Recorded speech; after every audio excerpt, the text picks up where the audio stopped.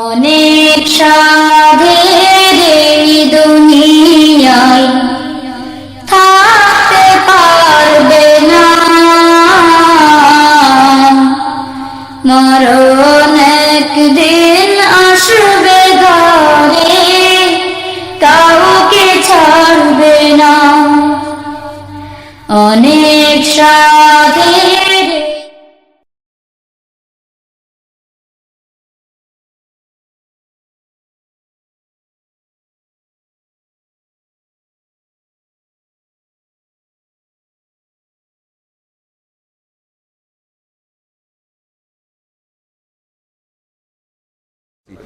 আল্লাহু আকবার। তাহলে কবিরার দুয়ে গুনায় একই বিচার।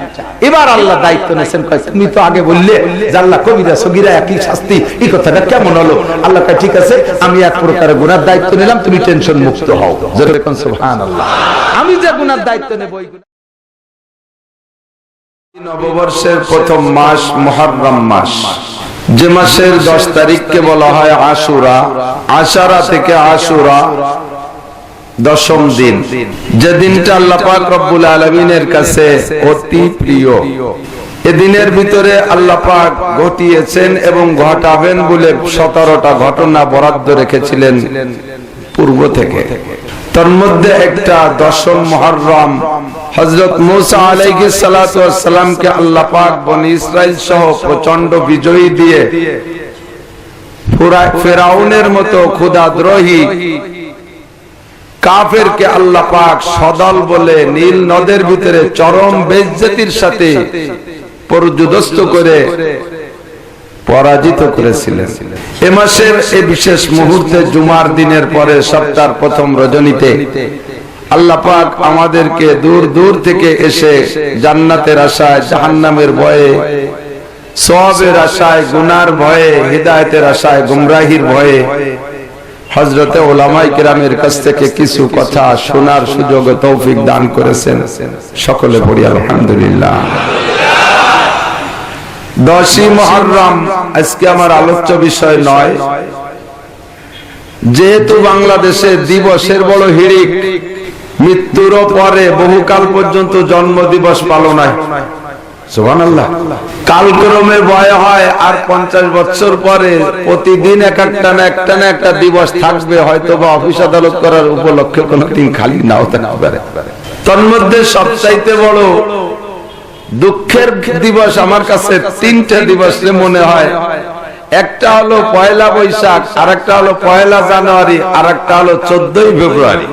পয়লা জানুয়ারি খ্রিস্টানরা আনন্দের সাথে পালন করতে পারে, তাও তারা নির্বোধ বিধায় হযরত ঈসা আলাইহিস সালাতু ওয়াস সালামকে শুলি চড়াইতে পারিয়া এই আনন্দে তারা বড় আত্মহারা। আর সেদিন থেকে যা ইংরেজি সাল গণনা শুরু হলো, সেই উপলক্ষে তারা পয়লা জানুয়ারিকে স্বাগতম শুভেচ্ছা জানায়। যে ঈসা আলাইহিস সালামকে তারা সালিসু সালাসা, 3 খোদার 1 খোদা বলে মনে করে, আল্লাহ, আল্লাহর স্ত্রী মারিয়াম, আল্লাহর সন্তান ঈসা আলাইহিস সালাম, নাউজুবিল্লাহ। এই ঈসা আলাইহিস সালামকে 3 রবের 1 রব বলে মনে করে, আবার তাকে শুলি চড়ায়। কত বড় নির্বোধ! আর সেই উপলক্ষে সাল গণনা শুরু হলো, আর সেই সালের পয়লা জানুয়ারিকে তারা আনন্দের সাথে উদযাপন করে। তারা করুক আর না করুক, আমার বাঙালি যুবকরা বড় পাগল হয়ে করে। ঠিক ঠিক না? বাস্তব যা দেখা যায়, বাঙালি জাতি অনুকরণে ভক্ত, তবে আসলের নয়, নকলের। ভালো জিনিসের অনুকরণ করলে ভালো লাগে। আল্লাহর নবী তো জিন্সের প্যান্ট পরতেন, পাশাবের অনু প্যান্ট, কথা কয় না? আবু বকর রাদিয়াল্লাহু তাআলা তো অবশ্যই, হযরত ওমর রাদিয়াল্লাহু তাআলা বিয়ের দিন পরছেন। অনুকরণ এটা কাদের? ফেরেশতাদের বলে, খ্রিস্টান। তো ওদের অনুকরণে পাকা। আমার সাথে দেওবন্দে গিয়েছিলাম আমরা 2 সাথী, আমি মিশকাত পড়ি আর সে হিদায়াতুন নূর পড়ে, হেলাল উদ্দিন নাম। তো মসজিদে থাকি, আমার সাথী ও হিদায়াতুন নূর পড়ে গেছে, বাংলাদেশ থেকে উর্দু ভালো বলতে পারে না, আর ওদেশে তো সলিড উর্দুর চাইতে হিন্দির প্রভাব বেশি। ওকে পাঠাইছে আলু কিনতে, পাকায় খাইতে হয়। তো ব্যাগে করে আলু কিনে নিয়ে আসতেছে। ওই দেশে দেওবান শহরে এত বানর, ওলামায়ে কিরাম যারা গিয়েছে তাদের কাছে শুনে দেখেন, পুরন বিল্ডিং, পরিত্যক্ত বিল্ডিং, বানরের ক্যান্টনমেন্ট, প্রচুর বানর। আর কোন মন্দির নাই যে তার ভিতরে সাধু থাকলে থাকুক, না থাকলে না থাকুক, তবে বান্দরের খালি নাই, আমাকে চর্ম গুঁড়িয়ে ফেল। তো মন্দিরের ভিতরে মুরব্বী বান্দর, বেশ প্রাচীন বয়স্ক, এই তিনজন বসা। ওর ভিতরে এক মুরব্বী বান্দর ও লাফ দিয়ে যাইয়া হেলালের হাতের থেকে সে আলুর ব্যাগ কাড়িয়ে নিয়ে মন্দিরের মধ্যে চলে গেছে। এখন হেলাল তো বড় বিপদে, ও বাংলায় গালাগালি শুরু করছে, বকানি আরম্ভ করছে। বাড়ি তার যশোর, যশোরে বাংলায় বানর রে অকথ্য ভাষায় গালি দিচ্ছে, বানরের সাতায় শুনে। এখন ওই দেখে এক হিন্দু মুরব্বী ওই জায়গায় এসে দেখে, বাবা কেয়া হওয়া ঘটনা কি? তো ওর বাংলায় বলতেছে, আমার আলু কেড়ে নিয়ে গেছে বানরে। তো বুড়ো ওই কেড়ে নিয়ে তো বোঝে না, আলু বুঝছে। তখন মন্দিরের দিক তাকাইতেছে, বানরের হাতে আলুর ব্যাগ। তো বলতে হাটের বলতে এখানে দাও, মেরে ইত্তেবা করো, আমি যা বলি তাই অনুসরণ করো। কি এই রুমালটা ওনার হাতে একটা তোয়ালে গামছা ছিল, ওইটা বইটা দলা কইরা মন্দিরের গেটে যাইয়া বুড়ো বলতেছে, আমি ফিকে মারবো তোমার কাছে, আর তুমি এটা ধরবা। ধরে আবার দ্রুত হাত খালি করে হাত রেডি রাখো, এরপরে দেখো কি ঘটে। তো সত্যি বুড়ো এই রুমালটা দলা কইরা হিলালের দিকে মেরে দিয়েছে, আর হিলাল ধরছে, ধরে নিচে ছেড়ে দিয়েছে। ওই দেখে বানরে ওর ওই জায়গা থেকে মন্দিরের গেটে আইসা ওই আলুর ব্যাগ হিলালের কাছে ফিকে মারছে, আর হিলাল ধরে ফেলেছে। বুড়োকে কাটিয়ে বড় হয়েছে। বানর অনেক বুদ্ধিমান, কিন্তু মূল বুঝ কম বোঝে, অনুকরণে পাকা। নিজের লাভ হয় না লস হয় এটা দেখে না, অনুকরণে পাকা। বাঙালি মুসলমান বান্দরে অনুকরণে পাকা, নিজের লাভ হয় না লস হয় সেদিক দেখে না, অনুকরণ করিতে হইবে। দাদা বাবুর দরকার হয় অনুকরণ করব, গডফাদারদের অনুকরণ করব, তাতে আমার নৈতিক লস, তাতে আমার জাতীয় লস, তাতে আমার ইমানি লস, তাতে আমার ধর্মীয় লস হয় কিনা তা দেখা দেখি নাই। অনুকরণ আমাকে করিতে হইবে। সেম কোয়ালিটি অফ বান্দর। কথা বলে একটু কইয়েন, আমি সাজিয়ে করতে পারি না, একা একা ওয়াজ করা যায় না, শ্রোতারা সহযোগিতা করতে হয়। বলে থাকি না, মানুষের কথা বলে মুখ দিয়ে হাত নাড়ে না, হাত দিয়ে দরকার হাত বাঁধতে তুই চেয়ারের সাথে, এই হাতে মুখরে সহযোগিতা করে, নাড়িয়ে ছাড়িয়ে প্রয়োজন ঘুষি দিতে হবে, লাগুক আর না লাগুক। হাতে মানুষ পা দিয়ে, কিন্তু দুই হাতে এরকম ঝুলায় না, হাত ঝুলানোর দরকার হাত বাঁধতে হাঁটেন। এই হাতে পাকে সহযোগিতা করে। মাটিতে হাত লাগবে না, কিন্তু ঝুলে যে এতে পায়ে খুব সাহস পায়, যে আমার সাথে কেউ আছে, হাঁটা যাবে। যে পা সামনে যায় ওই হাত পিছিয়ে যায়। পয়লা বৈশাখের পান্তা ভাতের অনুকরণ, পান্তা ভাতার পচাই লিখ দিয়া তোমরা কাদের অনুকরণ করো? তোমার কি কোনো হাদিস আর দলিল কোরআন আছে? কোন জায়গা কি পেয়েছেন? আল্লাহ নবী বলেছেন, যেই ব্যক্তি পয়লা বৈশাখে পান্তা ভাতার পচা ইলিশ খাইবে, আল্লাহ পাক তাকে 1 বছরের রুজির বরকত বাড়ায় দেবে। বরঞ্চ গ্রাম্য একটা প্রবাদ আছে, দিন শুরু হয় যা দিয়ে, দিন শেষ হয় তাই দিয়া। সকালবেলা যদি খালি পেটে খালি মুখী ঘর থেকে বের হন, মুরব্বীরা বলে তাকে তোর দিন যাবে না খাইতে না খাইতে।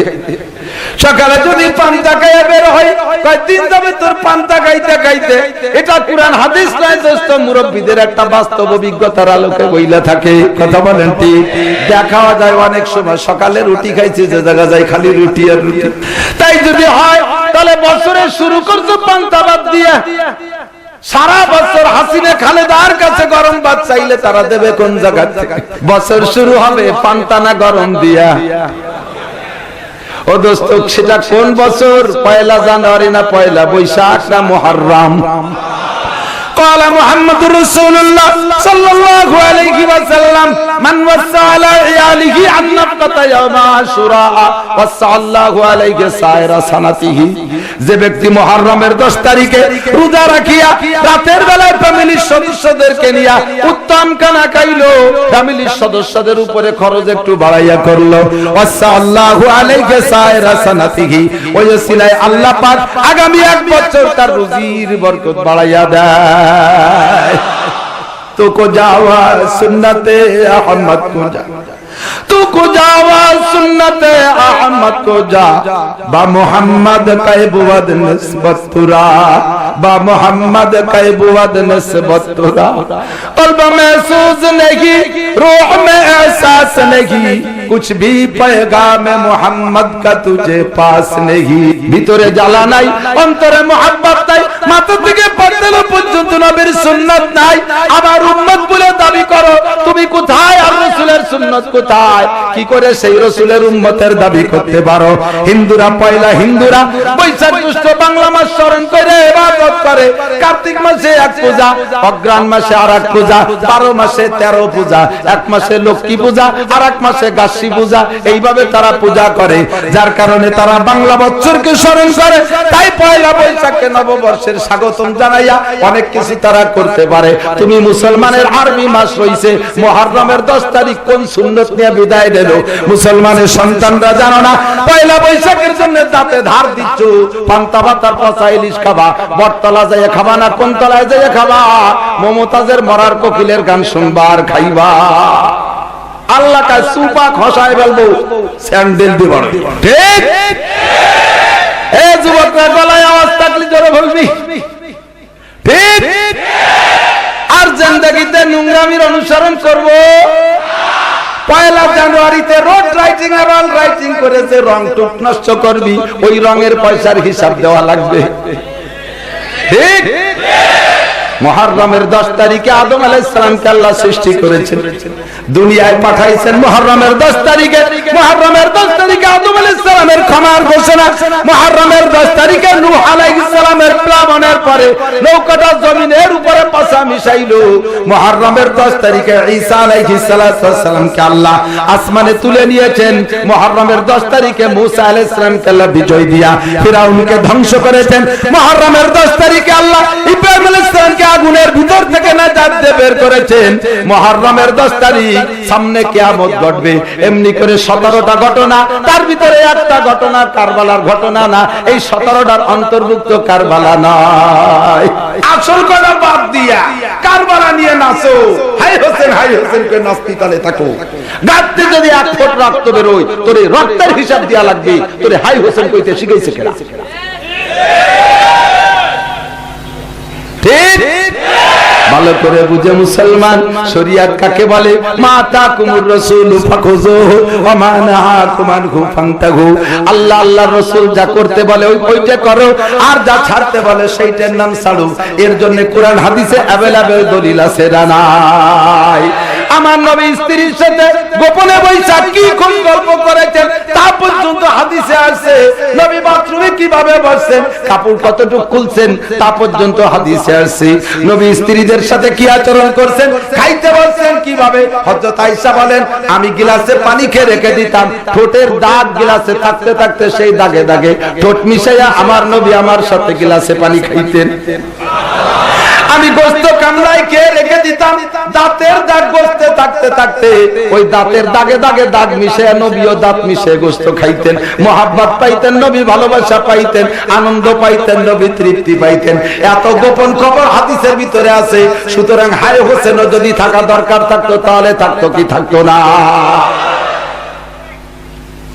কোন কিছু আল্লাহর রহমতে বিনা দলিল নাই খোঁজেন আপনি পাবেন না যান জামিয়াতুস সুন্নাহ যান বাহাদুরপুর মাদ্রাসা যান হক্কানি উলামায়ে কিরামের কাছে যান বেশি দূর যাওয়া লাগবে না আমাদের ফরিদপুর আল্লাহর রহমতে কেউরে ভাড়া করা লাগে না এই দেশের মানুষদের এই দেশের ইসলাম পরিচালনার জন্য যথেষ্ট জোরে বলেন ঠিক হাজী শরীয়তুল্লাহর ফরিদপুর শামসুল হক ফরিদপুরের ফরিদপুর এই দেশে উলামায়ে কিরামের অভাব নাই বক্তার জন্য অন্য দেশে অন্য ডিস্ট্রিক্টের বক্তা ভাড়া করা লাগে না আল্লাহর রহমত আমাদের ফরিদপুরে সবকিছুতে ভরা ঠিক জাগতিক নেতা আল্লাহ দেশে বর্তমানে ফরিদপুরে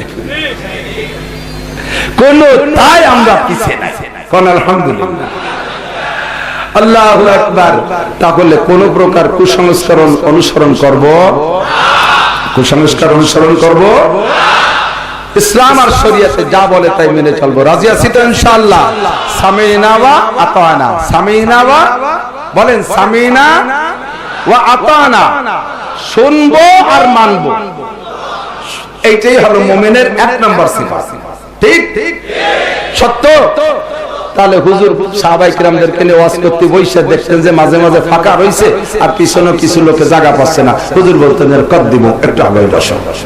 সাহাবায়ে কিরাম বলার সাথে সাথে আগায় বসতেন। আমি আপনাদেরকে বললাম একটু আগায় বসে দেখি কয়জনে সামিনা আতানাতে স্বীকার করলেন, আমল কয়জনে করেন ঠিক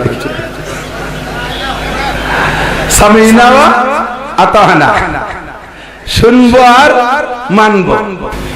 জলবে মানফাতের চেয়ে দফে মাজাররাত মুকদ্দম। ভিটামিন খাওয়ার চেয়ে রোগ মুক্ত হওয়া দায়িত্ব আগে।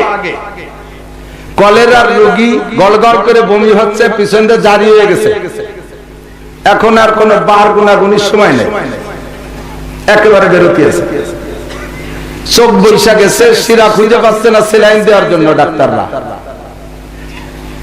গায়ে কোনো মাংস নাই, কঙ্কাল হয়ে গেছে, শ্বাস কোনো মতে চলছে, বেঁচে আছে কি আছে না ডাক্তার ছাড়া উপস্থিতিরা বুঝতেছে না। এই মুহূর্তে কোন বন্ধু যে যদি কয় তোমরা এত বড় নির্বোধ, আমার বন্ধুর গায়ে এক ফুট গোশত নাই, কঙ্কাল হয়ে গেছে শুকিয়ে, তারা কিছু খাতি দাও নাই, আমি টিফিন ক্যারিয়ার ভরিয়া হোটেলের থেকে মাওয়ার ঘাটের থেকে একেবারে খাসির গোশ, গরুর গোশ, ডিম ভুনাম, ইলিশ মাছ ভাজা এগুলো নিয়ে আসছি, আমার দোস্তরে পেট ভরে খাতি দাও আগে। ওই কলেরার রোগী মরে মরে বাপ ওরে ওই সময় যদি সাইপে সুইপে জোর করিয়া এই বিরিয়ানি, পোলাও, খাসির গোশ, ডিম টিম ইত্যাদি খাওয়াই দেয়, ও সুস্থ হয়ে যাবে না তাড়াতাড়ি? ও 2 ঘন্টা পরে মরলে ওই 2 ঘন্টা আগে মরবে, ঠিক না?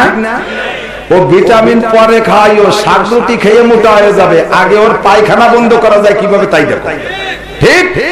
ওর আগাবমি বন্ধ করা আগে। দুটি একটা আমি গোপালে বাংলা না করে কিন্তু পারবো না, অসুবিধা। ওর পায়খানা বন্ধ করা আগে, ওর বমি বন্ধ করা আগে, তারপরে ওরে ভিটামিন অত ভালো কিছু খাওয়ানো লাগবে না, ও গতানুগতিক ভাত খাইয়া, খাবার খাইয়া, রুটি খাইয়া এমনিতে আগের মতো স্বাস্থ্যের দিকে ফিরে আসবে। কথা বলেন ঠিক? এজন্য বলা হয় জলবে মানফাতের চেয়ে দফে মাজাররাত মুকদ্দম। ভিটামিন খাওয়ার চাইতে রোগ মুক্ত হওয়া আগে দরকার।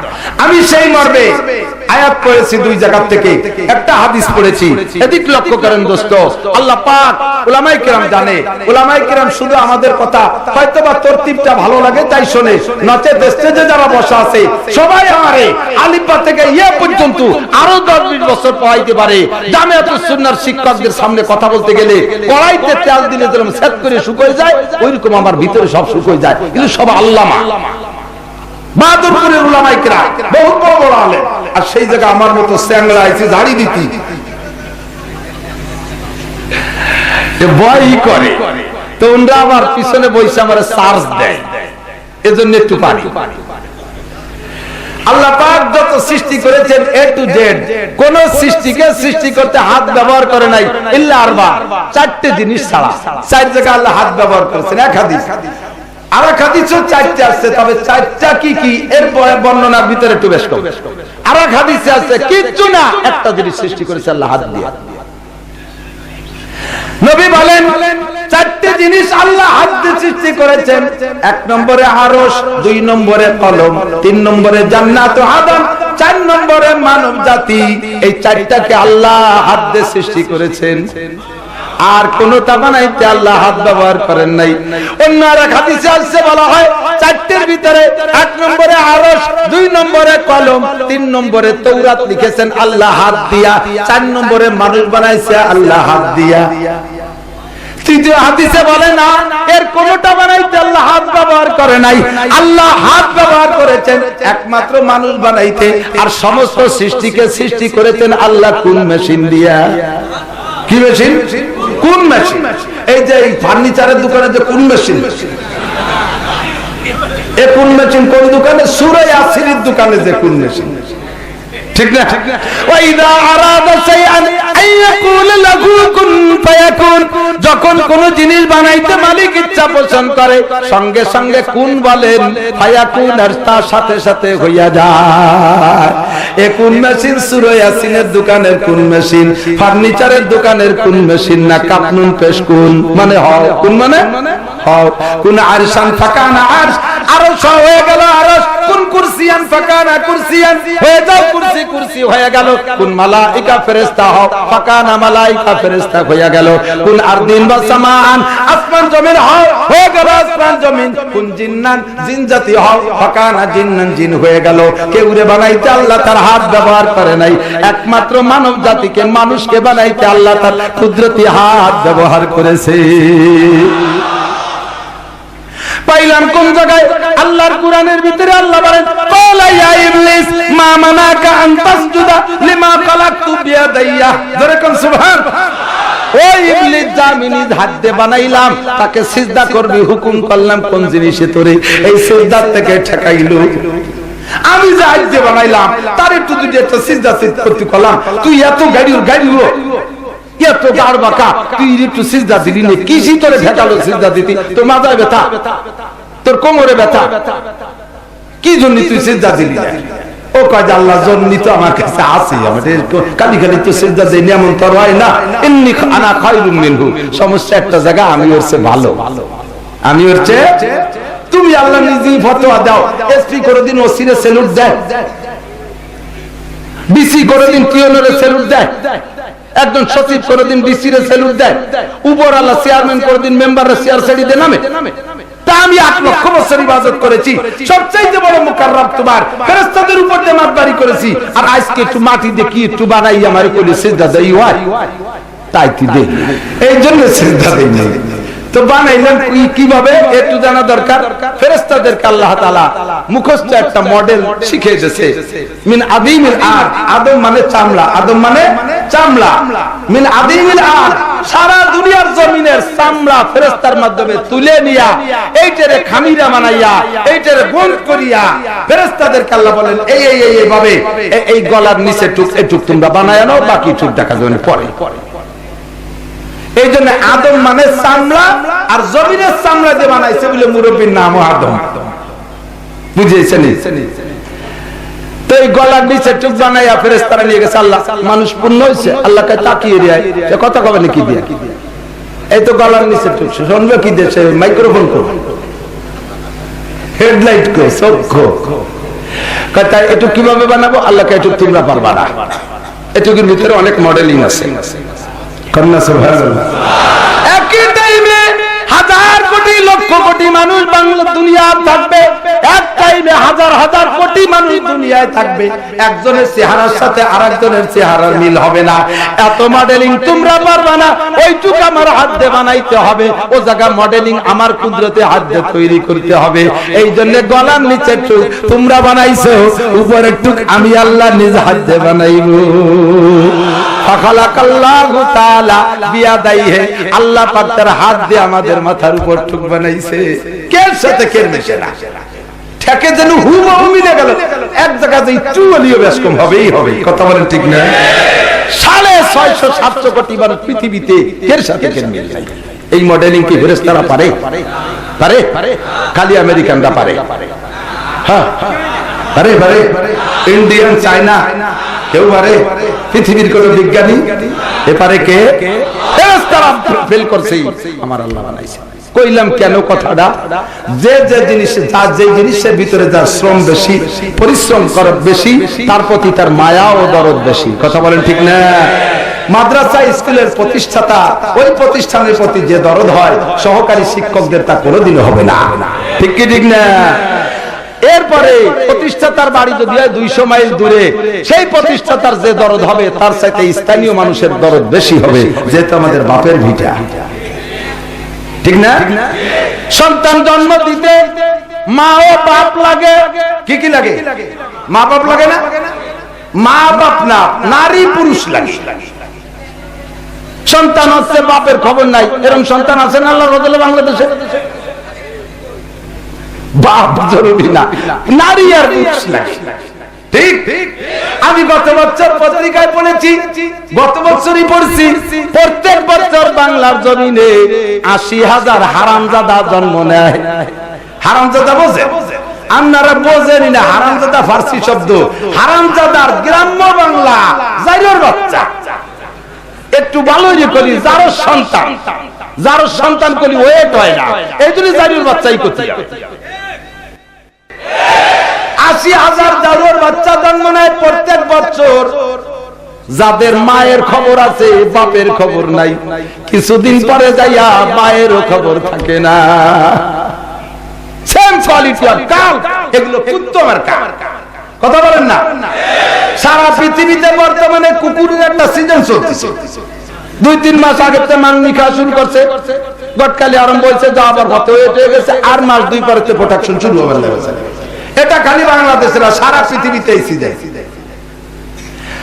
যখন ডেলিভারি হয়ে যাবে এই মায়ের পেট থেকে বাচ্চাগুলো, কিছুদিন পর্যন্ত বাচ্চারা মায়ের পিছে পিছে ঘুরে, কিন্তু ওদের কাছে যতদিন আত্মরক্ষা প্রতিরক্ষা ক্ষমতা অর্জন করতে না পারে ততদিন মায়ের পরিচয় দিয়ে করে। যখন তারা এই ক্ষমতা অর্জন করে, ইনকাম করে খাওয়া শেখে, তখন মায়েরও পরিচয় দেয় না। পুনরায় 1 বছর পরে যাইয়া মায়ে বোঝে না এটা আমার সন্তান না, এটা আমার স্বামী। ঠিক 1 বছর পরে যাইয়া ওই সন্তানের সাথে আবার আশ্বিন কাতির মাসে যৌন মিলনে লিপ্ত হয়ে যায়। ও দোস্ত, বাপকে তা তো কইতেই পারে না। হারামজাদা যার সন্তানদের সেম অবস্থা। যতদিন এই দুর্বল থাকে, ছোট থাকে, ততদিন পর্যন্ত মায়ের লেজে লেজে ঘোরে। এরপরে যখন শরীর বড় হইয়া যায়, তখন তারাও আবার ভিন্ন হইয়া যায়। দোস্ত রে, 10-20 বছর পরে যাইয়া মায়ে আর পুতে সম্পর্ক নাই, আবার সে জায়গা আকাম শুরু হইয়া যায়। ঠিক না? এই যার সন্তান হারামজাদা জন্ম নেয় কোন জায়গায়, কইতে গেলে গায়ে পড়বে। ও দোস্ত, না কইলে শিখবেন কোন জায়গা থেকে? আমার বক্তব্য নাই, পত্রিকাওয়ালারা লিখেছে সহ চাকরি আর সহ শিক্ষা যে জায়গা আছে, ওই জায়গা থেকে জন্ম নেয় 60%, আর বাকি 40% বিভিন্ন জায়গা থেকে জন্ম নেয়। সহশিক্ষা, সহচাকরি যেখানেই আছে, সুযোগ পাইলেই সেখানে দুর্নীতি। তাতে বোঝা যায় নারী আর পুরুষ লাগে সন্তান জন্ম নিতে, তবে ওই সন্তানের পরিচয় আমরা বলবো না। নেক্সট সন্তানের জন্য মা আর বাপ লাগে। কি লাগে? ঠিক। মায়ের দরদ সন্তানের প্রতি বেশি না বাপের দরদ বেশি? কারণ কি? মায়ে বাপে কিছুক্ষণ আনন্দ করে চাইলা দিয়েছে, বাপের আর সন্তানের ব্যাপারে কোনো কষ্ট ক্লেশ নাই। 10 মাস 10 দিন পেটে করে বহন করে মায়ে, ডেলিভারি যন্ত্রণা ভোগ করে মায়ে। এরপরে 2.5 বছর দুধ রক্ত মাংসের মাধ্যম দিয়া, দুধের মাধ্যম দিয়ে রক্ত মাংস চুইসে খায় মায়ের। রাতের বেলায় 40 কান কাতা ভিজাইছি পেশাব পায়খানা কইরা পরিষ্কার করে মায়ে। ও দোস্তরে, বাচ্চায় যদি অসুস্থ হইয়া বিরক্ত করে, কান্নাকাটি করে, বাপে ঘুমাইতে না পাইরা মারে 2 থাপ্পড় মাইরা বাচ্চারে 2 গালি দিয়া ভিন্ন রুমি যে ঘুমায়, ওই জায়গা পেলায় রেখে চলে যায়। মরলো না বাঁচলো দেখে না। বাপে যা করে, মায়ে যদি আমাদের সাথে আচরণ করতো, তাহলে সন্তান একটাও বাঁচতে পারতাম না। ঠিক না? সন্তানের প্রতি এর কারণে মায়ের দরদ বেশি বাপের চাইতে 1000 গুণ। সুবহানাল্লাহ। ও দোস্ত, প্রমাণ হলো যার পিছনে যার পরিশ্রম বেশি, তার পিছনে তার দরদ বেশি। এক যুবককে দেখি 300 টাকা দামের জুতা 12,000 টাকা দামের শালের কোনা দিয়ে মুছতিছে। এই তুই কি করো? এত সুন্দর শাল দিয়ে এই যে ছিঁড়া স্যান্ডেল মুছিস? স্যান্ডেল কারা, জুতো কার? জুতো জোড়া আমার, স্যান্ডেল জোড়া আমার, ব্যান্ড ট্যান চালাইয়ে কষ্ট করে কিনছি, আর এই শালটা আমার শ্বশুর কিনে দিচ্ছে। শ্বশুরের টাকার শাল যত দামি হোক, নিজের টাকার কিনা জুতো তাই দিয়ে মুছা যায়। ঠিক না? ওই শাল যদি নিজের কিনা লাগতো, ওই শাল দিয়ে জুতো তো তাক মুছা দূরের কথা, ওর গায়েও দিত না, টাঙে হাঁটাচ্ছে। প্রমাণ করে যার পিছনে মেহনত বেশি, তার পিছনে দরদ বেশি। ঠিক। কেন বলছি দোস্ত? আল্লাহ পাক সমস্ত সৃষ্টিকে সৃষ্টি করতে হাত ব্যবহার করে নাই। ফেন্ডার একটু ঘুরে দিলে আমাদের লাগাই না। সব জায়গা কোন করে সৃষ্টি করেছে, এগুলো ধ্বংস হইলে, ক্ষতি হইলে আল্লাহর অত কষ্ট লাগবে না। মানুষকে বানাইছে আল্লাহ হাত দিয়া, এই মানুষের পিছনে আল্লাহর হাত ব্যবহার হয়েছে। এই মানুষ যদি জাহান্নামী হয়, আল্লাহর একটু খারাপ লাগে। সুবহানাল্লাহ। এই কথা বুঝানোর জন্য মিসাল বললাম।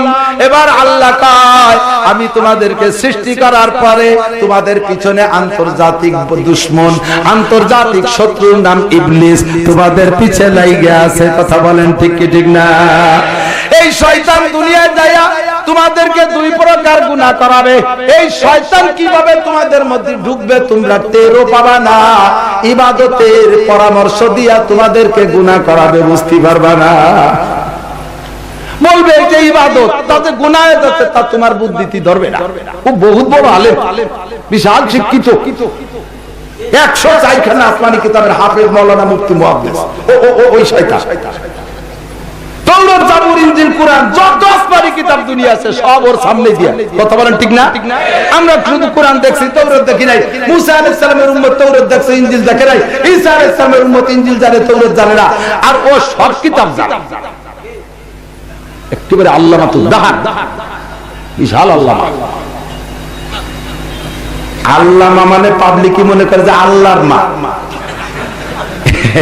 আল্লামা, আইন লাম আলিফ, আইন লাম আলিফ মিম হা। আল্লামা মানে বিশেষজ্ঞ, সবচেয়ে বড় পণ্ডিতরা আল্লামা কয়। আইন দিয়ে, হামজা দিয়ে না। কি বলছে তা আল্লাহ জানে। এই শয়তান এমন কৌশলে চলবে, আপনারে যে ইবাদত করাবে তার মধ্যে ভিতরে আপনারে লস করাবে, ও জিতে যাবে। হযরত মুআবিয়া রাদিয়াল্লাহু তাআলা আনহু নাম শুনেছেন? মুআবিয়ার নাম শুনছেন? বলেন রাদিয়াল্লাহু তাআলা আনহু। সবার একটু বলতে হবে, মেহেরবানি করে রাদিয়াল্লাহু আনহু। অনেকে আছে মুআবিয়া রাদিয়াল্লাহু তাআলা, মুআবিয়ার নাম শুনে রাদিয়াল্লাহু বলতে চায় না, সমালোচনার সুযোগ পাইলে একটু করে। জবানদারে দাঁত মাঝে কুলিয়ে দিয়ে মেসক করে ফিরে নতুন করে সাইজ হয়। মুআবিয়া কে? সাহাবী। হুজুর আলাইহিস সালাতু ওয়াস সালামের কাতেবে ওহী, এবং কাতেবে ওহী যে কয়জন ছিল তার ভিতরে অন্যতম মুআবিয়া। জীবনে মাত্র একবার তাহাজ্জুদ ছুটছে, কোনদিন ছোটে নাই। বদরের যুদ্ধে অংশগ্রহণ করেছেন, ফাইনাল খেলা, যাদের গুফিরা লাহু মা তাকাদ্দামা মিন যামবি ওয়া মা তাআক্কার, আগে পিছের সব মা। এই মুআবিয়া তার ভিতরে একজন। হযরত আলী আর মুআবিয়ার ভিতরে একটু জ্ঞানজাম। এই জ্ঞানজামকে কেন্দ্র করে একদল আলীর পক্ষে, একদল মুআবিয়ার পক্ষে। আমরা হযরত আলী রাদিয়াল্লাহু আনহুর পক্ষে। 95% সাহাবী হযরত আলীর পক্ষে ছিল, 5% মুআবিয়ার পক্ষে ছিল। সারা পৃথিবীর উলামায়ে কিরামদের ভিতরে 95% হযরত আলীর পক্ষে এখনো পর্যন্ত, আর 5% মুআবিয়ার পক্ষে। কিন্তু দোস্ত, সাহাবা তো ঠিক। এই জায়গায় দুইজনের জ্ঞানজামের ভিতর দিয়া একজনের সমালোচনা করবা আর একজনের মাথায় করে নাচবা, তাহলে জঙ্গে জামালে এক দলের নেতৃত্ব দিয়েছে আয়েশা, আর এক দলের নেতৃত্ব দিয়েছেন আলী। দুইজনের ভিতরে যুদ্ধ, কত সাহাবা শহীদ হয়ে গেল। দুইজন তো দুই দলের নেতৃত্ব দিয়েছে। এবার কারে কাফের করবেন, কারে মুসলমান করবেন? তা আয়েশা আর আলীর ভিতরে জ্ঞান যাবে, ও জায়গাকের পক্ষ নেন না, ও জায়গায় আপনি স্বাভাবিকভাবে থাকেন। আর মুআবিয়া আলীর সময় আয়েশা, আপনি একজনের মুসলমানের কাতারে নাম লিখতে চান না, একই স্বভাব। তওবা করেন। মুআবিয়া কে? রাদিয়াল্লাহু তাআলা আনহু। একটু আয়েশা গেল না বলে পারতেছি না, বলবো ভাই। হযরত মুআবিয়া রাদিয়াল্লাহু তাআলা আনহু এই একটু কেমন আমাদের নজরে, সবার কাছে, সাহাবায়ে কেরামদের ভিতরে সমালোচিত একটু। বাকি আরেকটা লোক চিরনন্দিত, হাজারো প্রশংসিত, তার নাম ওমর ইবনে আব্দুল আজিজ রাহমাতুল্লাহ আলাইহি। এই ওমর ইবনে আব্দুল আজিজের একটু বংশ পরিচয় না করলে এটা কথা পূর্ণ হয় না। আপনি ওমর ইবনে আব্দুল আজিজের ওজন বুঝবেন না। ওমর ইবনে আব্দুল আজিজ কে? উমর ইবনে খাত্তাব, খলিফা সানি, হুজুর আলাইহিস সালাতু ওয়াস সালামের দ্বিতীয় খলিফা, হুজুরের শ্বশুর, শ্রেষ্ঠ 4 জনের 2 নম্বর জন। রাসূলের ইসলামের মাদ্রাসায় ভর্তি হয়েছে রোল নাম্বার 40, আর পরে পরীক্ষার পরে রেজাল্ট আউট হয়েছে রোল নাম্বার 2। 1 নম্বরে আবু বকর, 2 নম্বরে হযরত ওমর। যেরকম সুবহানাল্লাহ। এই ওমর রাদিয়াল্লাহু তাআলা আনহুর রাষ্ট্রের আয়তন ছিল মানে পৃথিবীর 2/3, তাতে কতটুকু হয়? 2,40,00,000 বর্গ মাইল হযরত ওমরের রাষ্ট্রের আয়তন। উনি শাসন করেছেন, সকলে জানা আছে কেমন। কিন্তু হযরত ওমরের সময় বাঘে ছাগলে একসাথে পাশাপাশি পানি খায় নাই, এ কথা ওমরের আমলে নয়, এটা হলো ওমর ইবনে আব্দুল আজিজের আমলে। ঠিক না? তো ওমর ইবনে খাত্তাবের আমলে বাঘে ছাগলে পানি খায় নাই, কিন্তু উনিও মডেল। আর ওমর ইবনে আব্দুল আজিজের সময় বাঘে ছাগলে পাশাপাশি পানি খাইছে, কেউকে দিক তাকানোর ক্ষমতা নাই। কোন সুবহানাল্লাহ। এই ওমর ইবনে আব্দুল আজিজের সিরিয়ালটা একটু বলি। প্রথম ওমরের ছেলের নাম আব্দুল্লাহ রাদিয়াল্লাহু তাআলা আনহু। বিয়ে দেবে আব্দুল্লাহ রাদিয়াল্লাহু আনহুকে। হযরত ওমর মেয়ে খুঁজতেছে, পায় না। সাহাবায়ে কেরামদেরকে দায়িত্ব দিয়েছেন, আমার ওমরকে বিয়ে, আব্দুল্লাহকে বিয়ে দিতে হবে, তোমরা মেয়ে খোঁজো।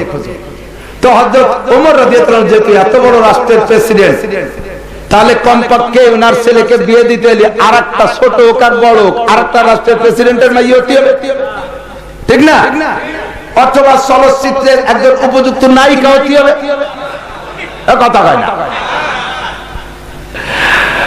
বড় একটা বিশ্ববিদ্যালয়ের একজন ভাইস চ্যান্সেলর মহিলা হতে হবে, অথবা জজ ম্যাজিস্ট্রেট ডিসিএসপি হতে হবে মহিলা। তাই জিন্সের প্যান্ট, পাছা বাইরানো প্যান্ট পরা মহিলা হতে হবে।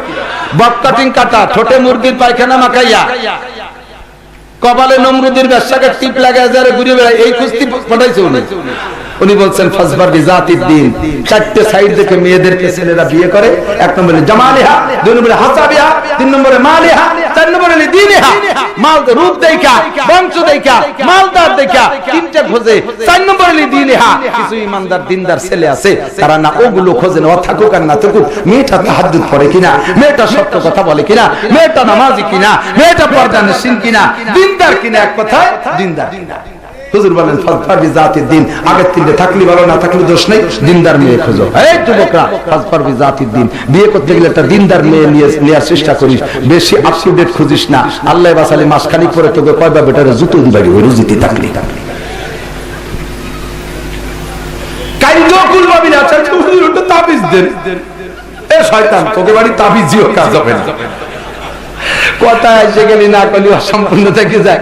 গত বছর সকালবেলা বাড়ি ঢুকছি, মোটরসাইকেল চালাই যায় নিজে কোন দাঁড়ে দাঁড়ে করছে মাহফিল থেকে বাড়ি। যখন গেট দিয়ে ঢুকি, পিছে পিছে মুরব্বী ঢুকলো আমার বাড়ি, জিন্সের প্যান্ট পরা আর ওই কাপড়ের শার্ট, বাবরি চুল, জুতো পরা, নারী সংক্রান্ত কোনো কিছু তার দেহে নাই, না চুড়ি আছে, না কানের দুল, না নাকের ফুল, কোনোটা নাই। বাড়ি ঢুকে গেট দিয়ে ঢুকে বলবান করে আমার ঘরের দিক চলে যাচ্ছে। আমার তো মাথা গরম হয়ে গেছে। সালাম কালাম নাই, কাজ কোষ্টা দিয়ে তুমি ঢোকো, এটা নাসির হুজুরি বাড়ি, তুমি জানো আমার কথাই হয় আর ঘরের মধ্যে দিয়েছে সর্বনাশ করছে।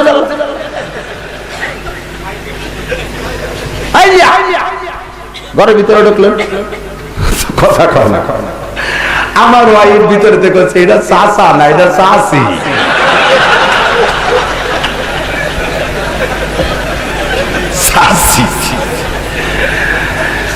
আমার দমকে ওনার কাপ উঠে গেছে, যা বলার জন্য আছে তাও বলতে সাহস পাচ্ছে না। পরে আমার ওয়াইফ ডাকছে, আপনি একটু বারান্দা আসেন, কাকি যেন কি করবি। আমি গেলাম বারান্দায়, যে বলছি উনি ভিতরে, তার সামনে আসার তো সাহস নাই, যে ধমক দিছে। তো বলতেছে বাবা এভাবেই বড় হয়েছি, পরিবেশ পাই নাই, তুমি যা বলছো বাবা সঠিক কথা বলেছো, আমি শুনে আসছি তুমি বড় হুজুর ওয়াজ করো সারা দেশে, আমি মহা বিপদের ভিতরে পড়িয়া তোমার বাড়ি আইছি বাবা, তুমি যদি রাগ করে তাড়াই দাও যাবো কোন জায়গা। একেবারে নরম হয়ে গেছে। তো কি বলেন দেখি।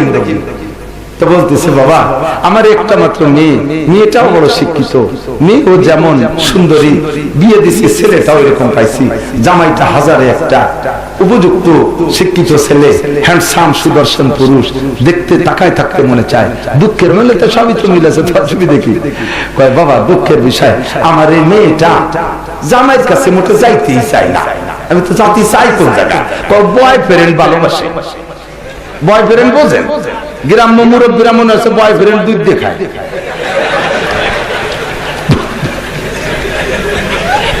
বয়ফ্রেন্ড কি?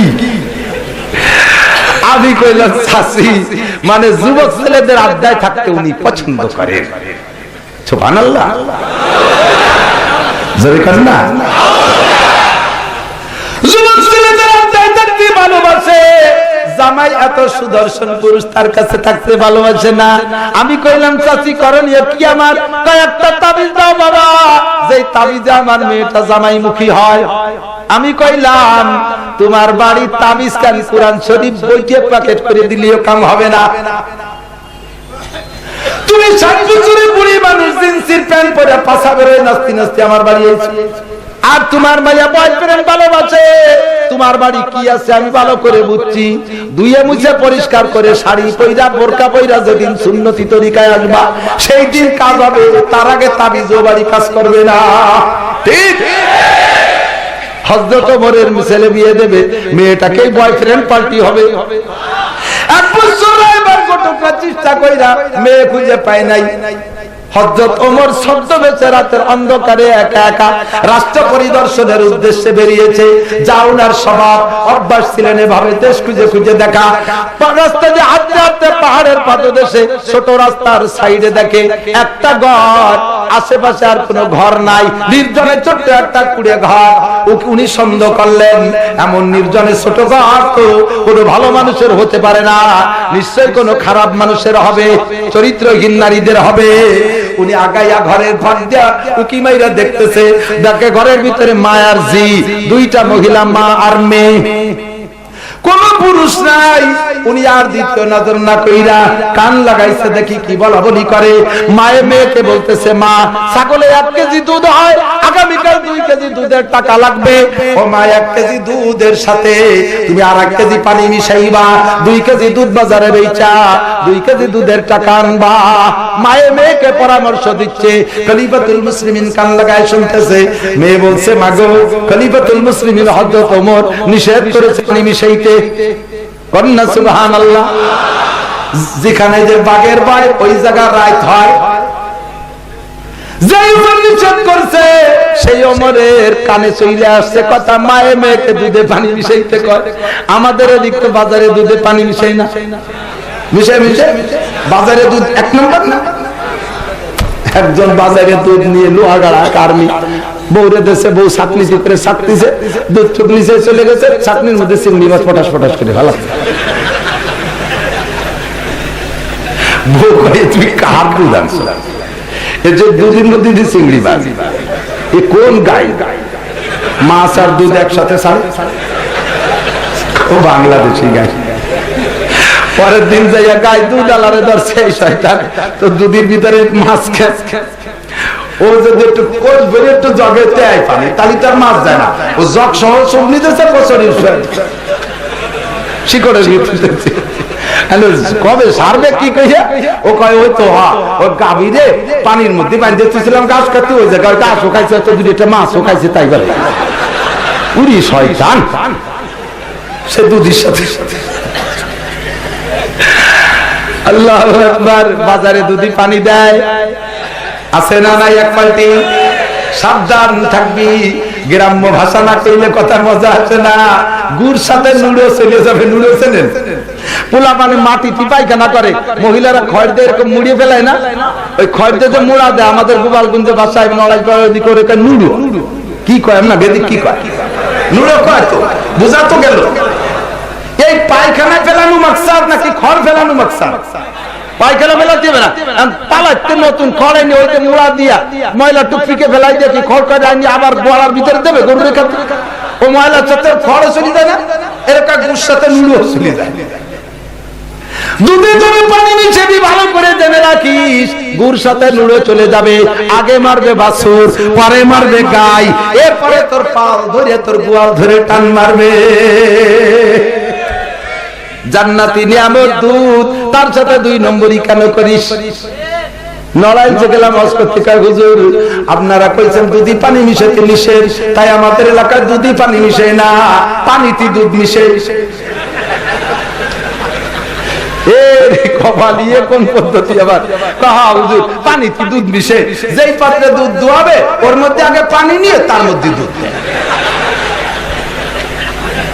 আল্লাহ কাজা মাকারু আমাকার আল্লাহ, আল্লাহু খায়রুল মাকিরিন। চালাকি করি শয়তান, সব চালাকে সোজা আমি আল্লাহ করতে পারি। কথা বলেন পারে? আল্লাহু আকবার। দুধে পানি মিশাইও না। মেয়ে কয়, মা খলিফাতুল মুসলিমিন ওমর নিষেধ করেছে, দুধে পানি মিশানো যাবে না। মায়ে কয়, মা তুমি যখন দুধে পানি মিশাবে, আমাদের প্রতিবেশী কোনো বাড়ি ঘর নাই, কেউ দেখবে না। ওমর তো সংসদের মানুষ, সংসদে থাকবে, সে রাজা মানুষ, সে কি করে জানবে? তুমি অবশ্যই দুধে পানি মিশাইবা।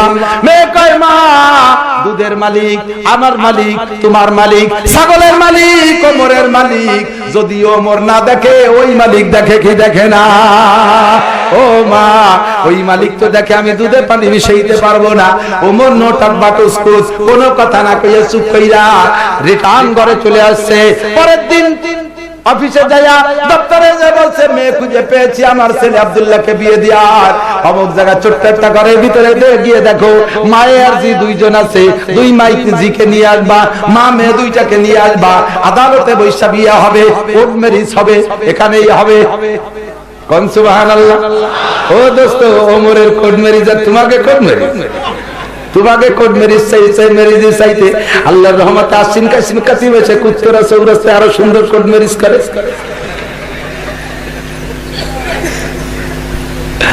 হযরত ওমর মেয়েকে নিয়ে আসছেন, সংসদে বৈশা বিয়া। কোন সুবহানাল্লাহ। প্রেসিডেন্টের ছেলে বিয়ে দেয় বস্তির ভিতরের বিধবা মহিলার মেয়ে। ফাজফার বিজাতির দিন, দিনকে প্রাধান্য দাও, তাহলে সন্তান কেমন হবে তাই বলতে জন্য গোড়ায় চলে গেছি। কথা কি মনে আছে? এই মেয়েটার পেটে যেই সন্তান, তার নাম আব্দুল আজিজ। তার নাম এই আব্দুল আজিজের যেই ছেলে, তার নাম আবার ওমর। তাহলে প্রথম ওমরের ছেলে আব্দুল্লাহ, তার ছেলে আব্দুল আজিজ, তার ছেলে ওমর। এমন সন্তান পাইতে হলে মেয়েটা হইতে হবে ওই রকম। কথা বলেন ঠিক কি ঠিক? এই ওমরের আমলে বাঘে আর ছাগলে একসাথে পানি খাইছে, কেউ কের দিকে ফিরে তাকাই নাই। বুড়াই তার আব্দুল্লাহ, তার ওমর, যে আব্দুল্লাহকে বলা হয় ইত্তেবায়ে সুন্নাতের মডেল। নবী আলাইহিস সালামের সমস্ত সুন্নতের পাবন্দি সব তারা কম বেশ করেছেন। আব্দুল্লাহ ইবনে ওমর একটা ব্যতিক্রম ব্যক্তি। হুজুর রাস্তা দিয়ে হাঁটতে হাঁটতে কোন জায়গায় পেশাব করেছে, আব্দুল্লাহ ইবনে ওমর সেই জায়গা যাইয়া পেশাব না আসলেও হুজুরের ইন্তেকালের পরে ওই জায়গায় একটু বসছে। সাথীরা বলেন, আপনি খালি খালি অনার্থক কেন বসলেন? কয়, রহমাতে আলম নবী আমাদেরকে নিয়ে এই রাস্তা দিয়ে হাঁটতেছিলেন, এখানে তোমাদের মতো আমাদেরকে দাঁড় কইরা রাইখা নবী ওখানে পেশাব করেছিলেন। সাথীরা বলে, আপনি তো পেশাব করেন নাই। রহমাতে আলম যেখানে পেশাব করতে বসেছেন, আমার পেশাব না আসলেও ওই জায়গা বসলে একটু মনটা ভালো লাগে। ওই বংশের ছেলের নাম ওমর ইবনে আব্দুল আজিজ। তাহলে লোকটা কত অনেস্ট, কত ওয়ানম্যান, কেমন সুন্দর মানুষ ওমর ইবনে আব্দুল আজিজ, যার শাসন এত সুন্দর। বাঘে ছাগলে একসাথে পানি খায়, কেরকের দিকে তাকায় না। উনার আমলে 200-500 মাইল দূর রাতের অন্ধকারে যুবতী মাইয়া বস্তা বইরা টাকা নিয়ে যদি যায়, কোন পুরুষের ক্ষমতা নাই ওই নারীর দিকে তাকানো। এমন শাসন ব্যবস্থা করেছিলেন। তাহলে ওমর ইবনে আব্দুল আজিজ কত বড় দামি মানুষ। আর ওদিকে একটু সমালোচিত ব্যক্তি মুয়াবিয়া রাদিয়াল্লাহু তাআলা আনহু, সারা পৃথিবীর সবচাইতে বড় মুহাদ্দিস আব্দুল্লাহ ইবনে মুবারক। ইমাম বুখারী শরীফ লেখার পরে আব্দুল্লাহ ইবনে মুবারকের চাইতে বড় মুহাদ্দিস জন্ম নেয় নাই। এই আব্দুল্লাহ ইবনে মুবারকের কাছে ওনার এক শাগির্দ জিজ্ঞেস করছে, হুজুর মুয়াবিয়া ভালো না ওমর ইবনে আব্দুল আজিজ ভালো? কথার কি মনে আছে? এত লম্বা কথার ভিতরে কি করতে চাইছি? এই ওমর ইবনে আব্দুল আজিজ কত দামি মানুষ, ওদিকে একটু সমালোচিত ব্যক্তি মুয়াবিয়া। আব্দুল্লাহ ইবনে মুবারক রাইসুল মুহাদ্দিসিনের কাছে জিজ্ঞেস করছে, এই দুইজনের মধ্যে ভালো কোনজন? হযরত আব্দুল্লাহ ইবনে মুবারক কি কয়, এই বেটা সাবধান, জীবনে কোনোদিন এই জাতীয় প্রশ্ন করবি না। কোথায় মুয়াবিয়া আর কোথায় আব্দুল আজিজ? আল্লাহ। ওমর ইবনে আব্দুল আজিজ, হযরত মুয়াবিয়া যেদিন বদরের যুদ্ধে গিয়েছিলেন, ওই দিন তার ঘোড়ার নাকের মধ্যে যেই ধুলো ঢুকছে, ওই ধুলোর সমান ও দাম না ওমর ইবনে আব্দুল আজিজের।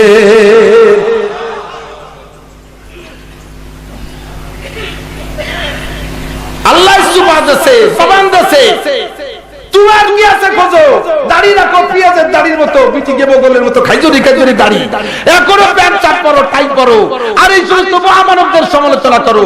এই লোকটার জীবনে কোনোদিন একদিন তাহাজ্জুদ ছোটে নাই, একটা রাত মাত্র তাহাজ্জুদ ছুটছে হযরত মুয়াবিয়া।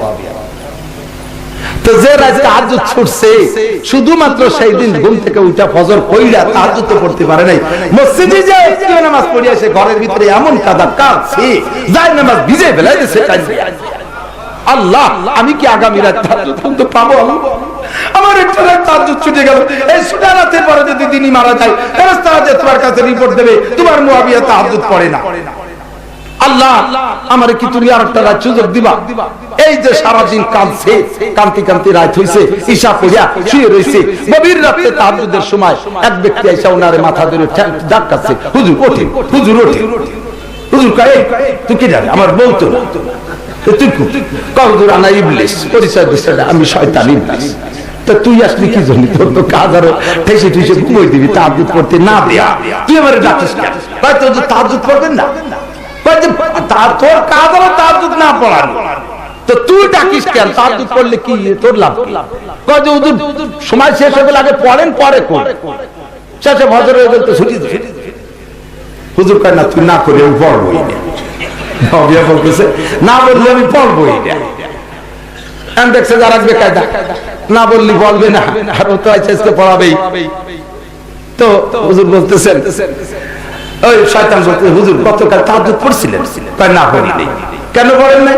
গুরুত্ব উঠতে পারি নাই। কেন উঠতে পারি নাই? তা তো জানি না, উঠতে পারলাম না কেন? কয় যে আমি শয়তান কালকে আপনার ঘুমিয়ে দিছিলাম, উঠতে দেয়নি। তা তোর কাজই তো ওই রকমই হবে, আজ উঠতে দিবি না, তাই তো আজ যাবো কে?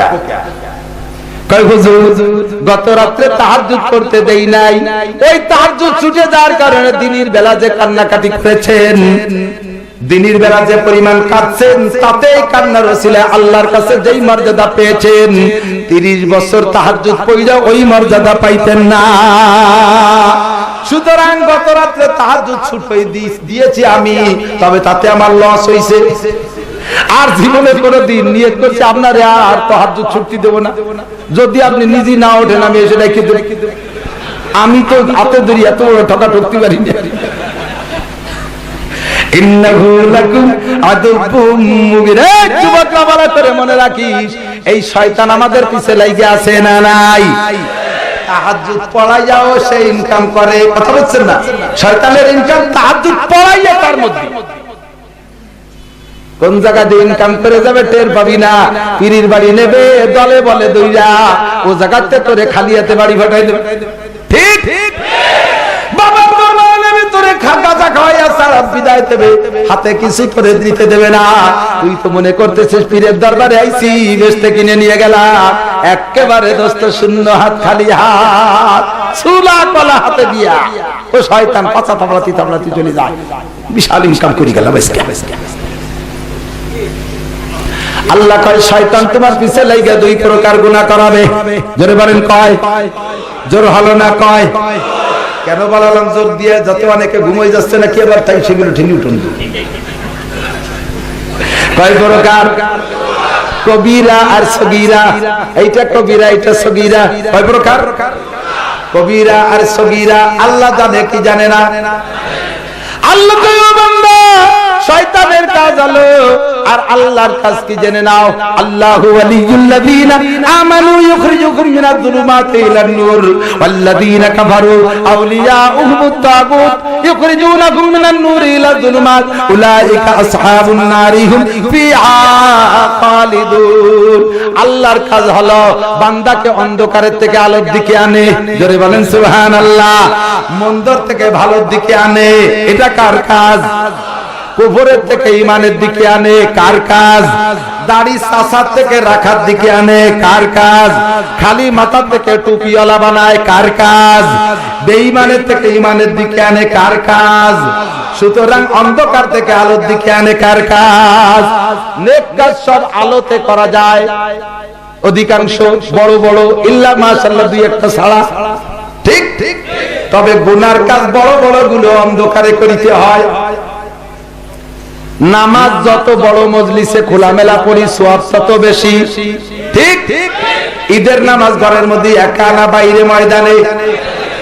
জুমার নামাজ ঘরের ভিতরে একা না জামে মসজিদে? ও দোস্ত, বিশ্ব ইজতেমা নিজের বাড়ি না টঙ্গীর ময়দানে? সরমুনের তামাশা নিজের বাড়ি না সরমুনের ময়দানে? হজ হয় আপনাদের উঠানাঙ্গিনায় না মক্কায়? যত খোলামেলা জায়গায়, কথা বলেন ঠিক।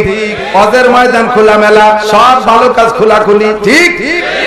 জিনা হয় চৌরাস্তায় দাঁড়াইয়া, চুরি করে বেলা 10টার দিক। ঘরে সিং কাটে না? ঘরে সিং কাটে কাটে আছে দিক আসেনি? সুন্নতের দিক আছে? ঘরে সিং কাটা সুন্নত, শয়তানের সুন্নত। রাতে না দিনে? মদ গাঁজা খায় খোলামেলা না গোপনে? জিনা করে খোলামেলা না গোপনে? তারপরে আরো যত অন্যায় আছে সব গোপনে। কথা বলেন ঠিক। প্রেম আলাপ করে জোরে জোরে না আস্তে আস্তে? সব গোপনে অন্ধকারে। ঠিক আজ কি বলা হয়, আল্লাযীনা কাফারু আউলিয়াউহুমুত তাগুত ইখরিজুনাকুম মিনান নূরি ইলা যুলুমাত, আলো থেকে অন্ধকারে নিয়ে আকাম করায় শয়তানে। আর আল্লাহ যত অন্ধকারের থেকে বান্দাকে আলোর দিকে আনে, মন্দের থেকে ভালোর দিকে আনে। জোরে বলে ঠিক কি ঠিক না? আল্লাহ কয় শয়তান দুই প্রকার গুনাহ করাবে আমি জানি, কবিরা আর সগীরা, তবে বিচার আমার কাছে একই। কবিরা গুনাহে 7000 বছর জাহান্নাম, সগীরা গুনাহে 7000 বছর জাহান্নাম। বুঝেন নাই? একটা সগীরা গুনাহ করলেও 7000 বছর জাহান্নাম, একটা কবিরা গুনাহ করলেও 7000 বছর জাহান্নাম। জাহান্নাম শুনতে শুনতে শুনতে শুনতে এখন তেল ছায়ে গেছে। একটু এত হুজুর রে কয়, ও তো কয় খালি কয়, এই যে কি একটু বুঝলি না? আমার শরীরের স্বাস্থ্যে গলায় কুলায় না, সময় নাই, পারবো না। জাহান্নামের বর্ণনা দিলে পাগল হয়ে যাবি কান্তি কান্তি, হুশ থাকবে না রে পাগল। কুল্লামা নাদিজাত জুলুদুকুম বাদদালনাকুম জুলুদান গায়রা, আল্লাহ কয় প্রত্যেক সেকেন্ডে একবার তোর রক্ত মাংসকে আগুনের চিরুনি দিয়া গায়ে থেকে খুলে ফেলানো হবে, সুম্মা আবার সেকেন্ডের ভিতরে নতুন বডি তৈরি হবে। পানি খাইতে যাবি, সুব্বু ফাওকা রাসিহিম হামিম, গরম পানি মাথায় ঢেলে দেয়া হবে। ওই গরম পানি গায়ে ঢেলে দিলে বড় বড় ফুসকা হইয়া পুজ হবে। সুম্মা সুব্বু ফাওকা রাসিহিম হামিম, আবার পুনরায় মাথায় পানি ঢেলে দেয়া হবে। ওই সমস্ত পুজগুলো ফুসকাগুলো ফাইটা একটা ড্রেনের ভিতরে পুজগুলো যে জমা হবে, ওর নিচেতে জাল দিয়া গরম বানাইয়া পুনরায় পানি চাইলে খাইতে দেয়া হবে। আর পানির পিপাসায় গরম না ঠান্ডা, পুজ নাকি দেখার হুঁশ নাই, সঙ্গে সঙ্গে পান করে ফেলবে। আর ওতে সমস্ত নারী বুড়ি পয়সা শরম গাজে বের হয়ে যাবে। প্রত্যেক সেকেন্ডে একবার এমন করা হবে, যাইবি কোথায়, পাইবি কোথায় ঠান্ডা পানি। আল্লাহর হাতে ধরা পড়েছো, ইন্না বাচ্চা রাব্বিকা লাশাদীদ, আল্লাহ যেদিন ধরবে তার হাত থেকে কেউ ছুটতে পারবে না। শুনতে শুনতে ভয় কেটে গেছে। 7000 বছর জল ও তো কয় হুজুররা পামাকে কিরকম হয় নাকি, দু দু ধরা পড়িয়ে দেখ মাজা খুলি বেলা যদি কোমর থাকবে না, ঠিক না? আজ থেকে 40-50 বছর আগে মুরব্বীরা সাক্ষী দেন, পুলিশের নাম শুনলে আজরাইলের চাইতে ভয় পেতাম, ঠিক না? উনি আল্লাহ পুলিশ আইছে। আগের পুলিশকে পোশাক ছিল খাকি পোশাক, খাকি না? আমাদের ওইদিকে মধুর চাক্কাতে যারা, ওদের পোশাকে ছিল খাকি। সরের পর পাঙ্খাস্তান নামে এক সর আছে, ওই সরে মালি মামলা খিয়া পার হইয়া উপার গেছে মধুর চাক্কা, মধু কাটা আলাদা। ওকে তো যেটা তল পাওয়া থাকে দূরিতে, ওটা বন্দুক না, ওকে ধুমো তলবা, তাতে টেরবা যাচ্ছে না।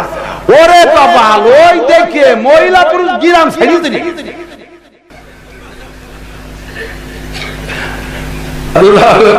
আর এখন পুলিশ এমন হয়েছে, আমাকে যাতে ঘোরাফেরা করে উলাবারে পুলিশের প্যান্ট ধরে টান দেয়, শার্ট ধরে টান দেয়, লুঙ্গি ধরে টান দেয়, বন্দুক চারটা হাতে নিয়ে দেখে বাইকে। ঠিক আছে, কথা বলেন ঠিক না?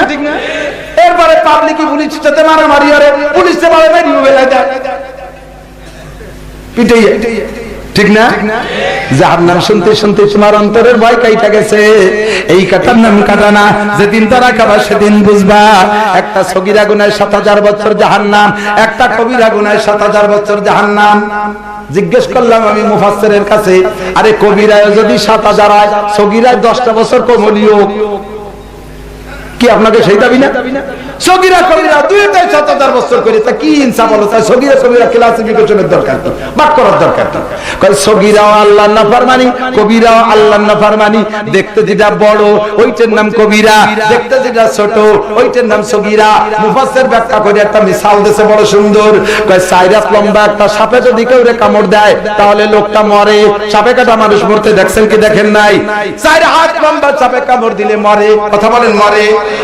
এবার ওই সাপটার কেউটো সাপের ছোট্ট এতটুকু একটা সাপ আছে, বাচ্চা আছে, ওই বাচ্চা সাপটায় কামড়ালি তো মরে না? হ্যাঁ, ওই সগীরে সাপ 2 দিন বেশি মরে, দেরি লাগে মরতে, টাইম 2 দিন বেশি খায়।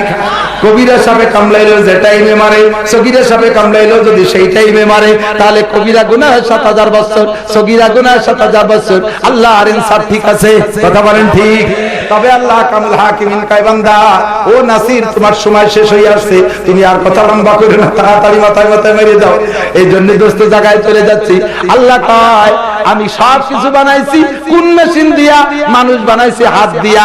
শয়তান লাগছে তোদেরকে জাহান্নামে নেবে, জান্নাত থেকে তো প্রথম বের করেই ছাড়ছে, এবার জাহান্নামে নেবে। ও দুই প্রকারের গুনাহ করাবে। আল্লাহ কয় আমি এক প্রকারের গুনার দায়িত্ব নেব, দুই সগীরা আর সগীরা আর কবিরা, দুই প্রকারের গুনার এক প্রকারের গুনার দায়িত্ব আমি নেব। আমি যেই প্রকারের গুনার দায়িত্ব নেব, ওই প্রকারের গুনাহ তুমি যত করো ওই গুনাহ থেকে তওবা করা লাগবে না। বিনা তওবায় আমি তোমার জীবনের সব গুনাহ মাফ কইরা দেব।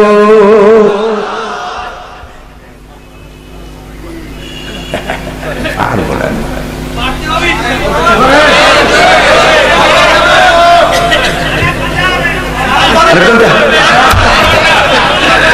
আল্লাহু আকবার। আমার সাথে 10 দিন আপনি খালি ওয়াজের শ্রোতা হয়ে ঘুরবেন, তাই পলাই চলে আসছেন পিছনে। শত শত মাইল সবাই সবাই নিজে মোটরসাইকেল চালাইয়ে যায়। গরিব পার্টি পয়সা করে দিতে পারে না, তাহলে গাড়ি একটা নিয়ে গেলি সে বাড়ি এসে টাকা দেওয়া লাগে। আমি তো গরিব মানুষ, কোনতে দেবো? সে মোটরসাইকেল চালাইয়ে যায় ইটেল উটেলের মধ্যে দিয়ে। এক এলাকায় পেশাব গেছে ওয়াজ করতে, হজের পরে পেশাব করছে যে বাবারা আপনাকে যে কপাল, একেবারে সোনা দাড়ি কপাল, ফাটা কপাল, এমন পীর পাইছেন সবাই কপালে এরকম পীর জোটে। কি কবল নিজের কথা নিজে কোয়া যায় না, কার মধ্যে কি আছে শেষকালে একটা ওসিয়ত করে যাই, আমি যে জায়গা মারা যাব ওই জায়গায় মাটি দিয়ে কবর দিয়ে ওখানে সরানো করেন না। কেন হুজুর? আমি যে গ্রামে মারা যাব ওই জায়গা ওরা যদি আমার মাটি দেয়, তাহলে ওই গ্রামের মানুষ সব বড় লোক হয়ে যাবে, ধনী হয়ে যাবে। মরার আগে একটা কথা কয়ে গেলাম, খেয়াল রেখেন।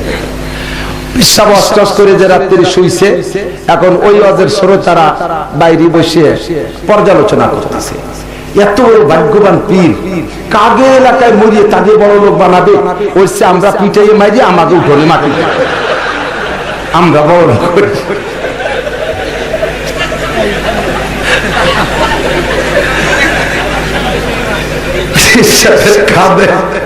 বাইরে বের হইছে পেশাব করতে, জন্য সেই উঠোনে সকালে পিটাইয়ে মাইরে উঠোনে মাটি দেবে। ও শুনিয়ে যাইয়ে কথা না থেকে হিসাবে কয় যে সব দেখা করা যায়, এই সকাল পর্যন্ত থাকলে দুধের মাইরে মাটি দেবে। এরা বড় লোক ব্যাপারে মাইরি দেন না, পীরের কাছে গেলে ধনী হওয়া যায়। আসেন আমাকে এলাকায় আল্লাহু আকবার। মানুষই মানুষ চেনে, বাছুরি চেনে গাই, মুরগিতে খাপড়া চেনে, কুত্তাই চেনে ছাই, ঠিক না? গরুর দ্বারে গরু যায়, কুত্তার দ্বারে কুত্তা যায়, মানুষের দ্বারে মানুষ যায়। তো ওই সব রস ঘুমোইছে নাকি একটু দেখ, যাচ্ছে আস্তে আস্তে, ভালো দিকে খেয়াল কর, সব ঘুমাই গেলে এই জায়গা থাকা যাবে না বছর পর্যন্ত, রাতারাত কাটি পড়ে। মহব্বত করেন, ভালোবাসেন। আমি আপনার ফরিদপুরের সন্তান, গোপালগঞ্জ শরীয়তপুর মাদারী করেন, বাঘ হয়েছে মূলত ফরিদপুর, ঠিক না? আল্লাহ বেঁচে থাকলে আরো আসা যাবে। আল্লাহ কোরআন হাদিস 23 বছরের কোরআন হাদিসে দুইটা আয়াতের কথা বলতে এত সময় লাগে, সবই কোরআন হাদিসের সাথে উলামায়ে কিরাম বুঝতেছে, শিকড়ে জড়ানো আছে না নাই? তো 23 বছরের 30 পারা কোরআন শরীফ কইতে জীবন শেষ হয়ে যাওয়ার পরও বাকি থেকে যাবে হাজার হাজার, বেঁচে থাকলে আরো আসবো। তা আজকে যেটুকু ইচ্ছা করেছি এটুকু বলে যাবো ইনশাআল্লাহ, নিয়ত করেছি। আল্লাহু আকবার। তাহলে কবিরার দুয়ে গুনায় একই বিচার। এবার আল্লাহ দায়িত্ব নিয়েছেন, তুমি তো আগে বললে যে আল্লাহ কবিরা সগীরা একই শাস্তি, এই কথাটা কেমন হলো? আল্লাহ কয় ঠিক আছে, আমি এক প্রকারের গুনার দায়িত্ব নিলাম, তুমি টেনশন মুক্ত হও। জোরে কোন সুবহানাল্লাহ। আমি যে গুনার দায়িত্ব নেব ওই গুনার থেকে তোমার তওবা করা লাগবে না, বিনা তওবায় মাফ। কোন সুবহানাল্লাহ। আর আমি যে গুনাহ মাফ করে দেই, আমার একটা স্বভাব, ফাউলাইকা ইউবাদদিলুল্লাহু সাইয়্যাতিহিম হাসানাত, ওই গুনার শূন্য স্থান নেকি দেয়া পূর্ণ করিয়া দেই। সুবহানাল্লাহ। এবার আপনাদের দাবি কি? আল্লাহরে সগীরা গুনার দায়িত্ব দেবেন না কবিরা গুনার? বুঝে উঠতে পারতেছেন না? আল্লাহ এক প্রকার গুনার দায়িত্ব নিতে চাচ্ছে, তা আল্লাহরে কোন গুনার দায়িত্ব দিলি ভালো হয়? কবিরাই দিয়ে দেই। আল্লাহ কয় তুমি বলদ বোঝো না, এই জন্য আমারে কবিরা গুনার দায়িত্ব দিচ্ছ। সগীরা গুনাহ বেশি মারাত্মক, ওর থেকে বাঁচা বড় কঠিন।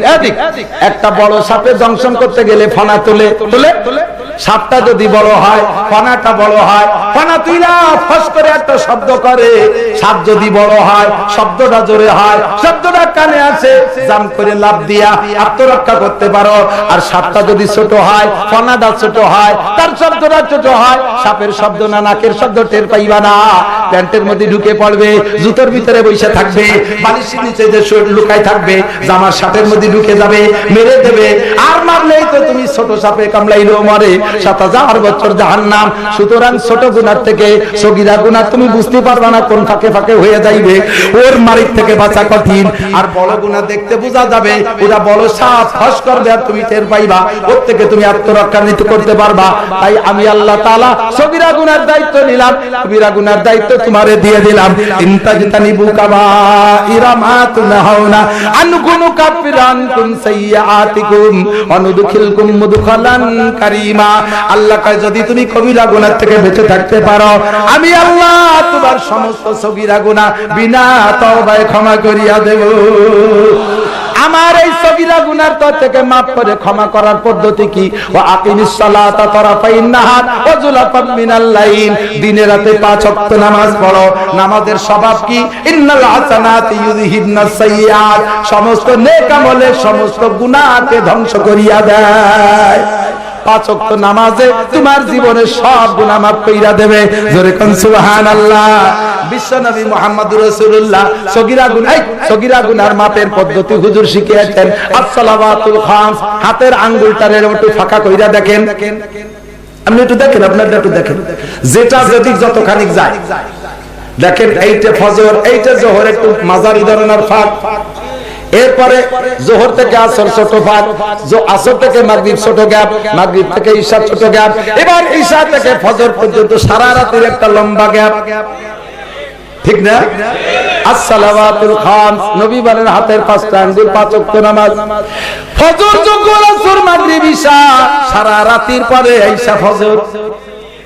যদি কোনো ব্যক্তি 5 ওয়াক্ত নামাজ যথারীতিতে নিয়মতান্ত্রিক পড়ো, তাহলে 2 নামাজের মাঝে মাঝে যত সগীরা গুনাহ, আকিমিস সালাতা তারাফাইন নাহারি ওয়া যুলাফাম মিনাল লাইল ইন্নাল হাসানাতি ইউযহিবনাস সাইয়্যাত। এই বড় হাসানাত না 5 ওয়াক্ত নামাজে মাঝের সমস্ত সগীরা গুনাহ বিনা তওবায় গ্রাস করিয়া ফেলে।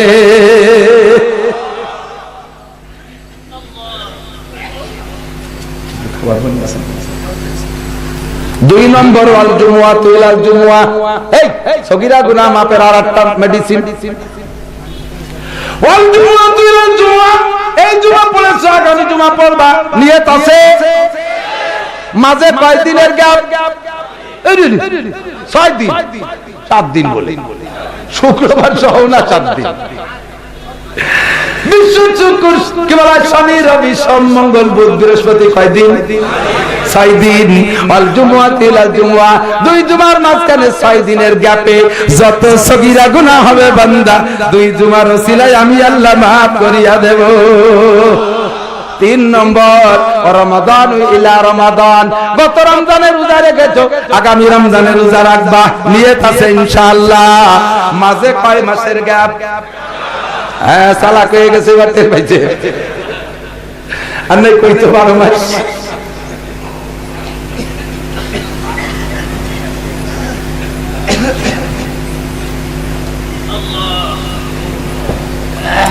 দুই রমজানের মাঝখানে কয় মাস? নবী বলেন রমাদান ইলা রমাদান। 2 রমজানের মাঝখানে 11 মাসের গ্যাপে যত সগীরা গুনাহ হবে মুকাফফিরাতুম মা বাইনাহুন্না। এই 3 প্রকার ইবাদত মাঝের সমস্ত গ্যাপের সগীরা গুনাহ মাফ কইরা দেবে। শর্ত হলো ইজাজতানাবাল কাবায়ের। যদি তুমি কবিরা গুনাহকে পরিহার করে চলতে পারো, জোরে বলি সুবহানাল্লাহ। তাহলে 6 প্রকার ইবাদত। বাঙালি চালাকি করে কয় 2 রমজান, এই যদি মাঝখানে 11 মাসের গুনাহ সব খাইয়ে ফেলা যায়, তাহলে তো জুমু আর রক্তি নামাজ না ঋতু অসুবিধা কি? তো 2 রমজান মাঝে আছে না? নবী কয় সাজাইছি কিভাবে, তা কি তোমার মনে আছে? তোমার বস্তায় যদি আগে 5 ওয়াক্ত নামাজ থাকে, তাহলে ইলাল জুমুআতু ইলাল জুমুআহ, তাহলে এই 2 জুমায় কাজ করবে। বস্তার মধ্যে যদি আগে 5 ওয়াক্ত নামাজ থাকে না থাকে, তাহলে তুমি শুকুর আলী মুসল্লি, খালি শুক্রবারে নামাজ পড়ো। ও শুকুর আলী মুসল্লি, তোমার 2 জুমা ওয়াকাজ হয়ে যাবে। শর্ত হলো আসসালাওয়াতুল খামস, 5 ওয়াক্ত নামাজ আগে বস্তায় থাকতে হবে। কথা বলেন ঠিক? তুমি মনে মনে পাছা তাপড়াইতে আসছো, নাচতে আসো। 2 রমজানের রোজা রেখে ছেড়ে দেবো 11 মাস আল্লাহর হাতে। আল্লাহ তো বলছে মাফ কইরা দেবে। নবী তো জীবনে মিথ্যে কথা কয় না, মাফ কইরা দেবে। 2 রমজান রোজা রাখছি, এখন যা খুশি করে বেড়াই। তোমার 2 জুমার কাজে লাগার জন্য আগে লাগবে 5 ওয়াক্ত নামাজ। পড়বেন দোস্ত, পড়বেন। হাত দেখতে চাই না, পড়বেন। মজবুত মনের সিদ্ধান্ত নেন, পড়বেন 5 ওয়াক্ত নামাজ। একা একা ঘরে বসে, দোকানের মধ্যে, কোন জায়গায়, মসজিদি না বাবার দরবারে, খানকি শরীফি না, খানকা খানকা মসজিদের চাইতে খানকার গুরুত্ব বেশি দিচ্ছে। এই শয়তানরা মসজিদের চাইতে খানকারে গুরুত্ব বেশি দেয়। দেয় কি দেয় না? মসজিদের সাথে তুলনা চলে। মসজিদ হলো কাবার ব্রাঞ্চ, বলুন। মসজিদ হলো কাবার ব্রাঞ্চ, হেড অফিস মক্কা ঘর, কাবা ঘর, বলুন ঠিক কি ঠিক না? ইন্নার রাহমাতা তানজিলু আলা রাসিল কাবা, সর্বপ্রথম আরশে আজিম থেকে রহমাতান নূর পড়ে কাবার পিঠের উপরে। এরপরে সমস্ত মসজিদের দিকে বন্টন হয়, নাকি খানকার দরবার শরীফের দিকে? বসিবার স্থানে, বসিবার স্থান বহু জায়গা আছে। মাওয়ার ঘাটে দৌলত দিয়ে অনেক বসিবার স্থান আছে। আস্তাগফিরুল্লাহ। ও দোস্ত, নামাজ হবে কোন জায়গায়? আল্লাহ পাক রব্বুল আলামিন কি সুন্দর আল্লাহ, আমার আল্লাহর মতো আল্লাহ হয় না, ঠিক না? চমৎকার আল্লাহ। আল্লাহ কয় আমল করবি কম, নবী বলেন আল আমালু কালিল ওয়াল আজরু কাসীর। বুখারী শরীফে আছে না নাই? উলামায়ে কেরাম সাক্ষী দেন, আল আমালু কালিল ওয়াল আজরু কাসীর। আমার উম্মতের ফজিলত হলো আমল করবে কম, সওয়াব হবে বেশি। নামাজ পড়বি মসজিদে যাইয়া জামাতে 1 ওয়াক্ত, তোরে 527 ওয়াক্ত নামাজের সওয়াব দেয়া হবে। জামে মসজিদের বরকতে 500 গুণ, আর জামাতের বরকত 27 গুণ। আছে না নাই? 1 রাকাতে 527 রাকাত। ফজরের 2 রাকাত নামাজ জামাতে পড়বি, 1054 রাকাত নামাজের সওয়াব পাইবি। ইশার 4 রাকাত জামাতে পড়বি, 2108 রাকাত নামাজের সওয়াব পাইবি। যোহরের 4 রাকাত জামাতে পড়বি, 2108 রাকাত নামাজের সওয়াব পাইবি। আসরের 4 রাকাত জামাতে পড়বি, 2108 রাকাত নামাজের সওয়াব পাইবি। আল্লাহ পাক রব্বুল আলামিন বলেন, মান কানা ইউরিদু আরসাল আখিরা নাজিদ লাহু ফি আরসিহি ওয়া মান কানা ইউরিদু আরসাদ দুনিয়া নুতিহি মিনহা ওয়া মা লাহু বিল আখিরাতি মিন নাসিব। যারা আখিরাতের জমি চাষ করে, আল্লাহ কয় অল্প পরিশ্রমে বেশি পারিশ্রমিক দেই। ডিউটি তোর কম, বেতন তোর বেশি। মেহনত তোর কম, তোর পারিশ্রমিক বেশি। ওরে চাকরি করবি অল্প টাইম, বেতন পাবি বেশি। নেকি করবি, মেহনত করবি কম, ইবাদত করবি কম, সওয়াব পাবি বেশি। জোরে বলি সুবহানাল্লাহ। নামাজ হবে কোন জায়গায়? মহিলারাও আরেক দল বার হয়েছে, মহিলারা জুমুর নামাজ পড়বে, ঈদিন নামাজ পড়বে। কয়েকদিন পর না কয়ে দিল যে ইমামতিও করবে। আসলো আসলো বুঝিয়ে বলেন নবী বলেছেন আমাকে যেমন নামাজ পড়তে দেখো তোমরা এরকম পড়ো। অতএব আপনারা ইমাম আবু হানিফার নামাজের মতো নামাজ পড়েন না, ইমাম শাফিঈর নামাজের মতো নামাজ পড়েন না, নবীর নামাজের মতো পড়েন। এই দলিল দিয়ে কয় হুজুর এই নবী কি নারী না পুরুষ? আমাদের নবী নারী না পুরুষ? এবার ওরা কয় নবী বলছে সাল্লু কামা রাআইতুমুনি উসাল্লি, আমাকে যেমন নামাজ পড়তে দেখো ওইরকম নামাজ পড়ো।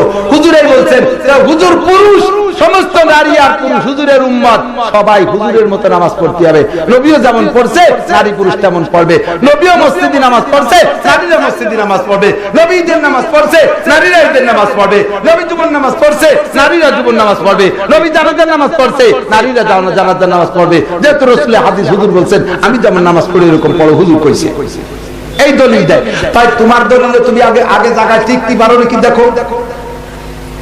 তো নবী যেমন নামাজ পড়তেন ওই রকম পড়তে বলছে। তো নবী কি মুসল্লি হয়ে বেশি পড়েছেন না ইমাম হয়ে বেশি পড়ছে? বোঝেন নাই? নবীর মুসল্লি পিছনে ফের পিছনে বেশি টাইম পড়েছেন না ইমামতি করেছেন বেশি টাইম? ইমামতি করেছেন না? 22 ওয়াক্ত মাত্র বুড়ো কালে যাই আওয়াজ সুস্থ হয়ে আবু বকরের পিছনে নামাজ পড়ছে, আর গোটা জীবন ইমাম ছিলেন। তো নবীর নামাজের মতো যদি আমাদের সবের নামাজ হয়, তো তোর বউরে মসজিদের ইমাম বানায় দে, নবীর নামাজের মতো নামাজ পড়া দি।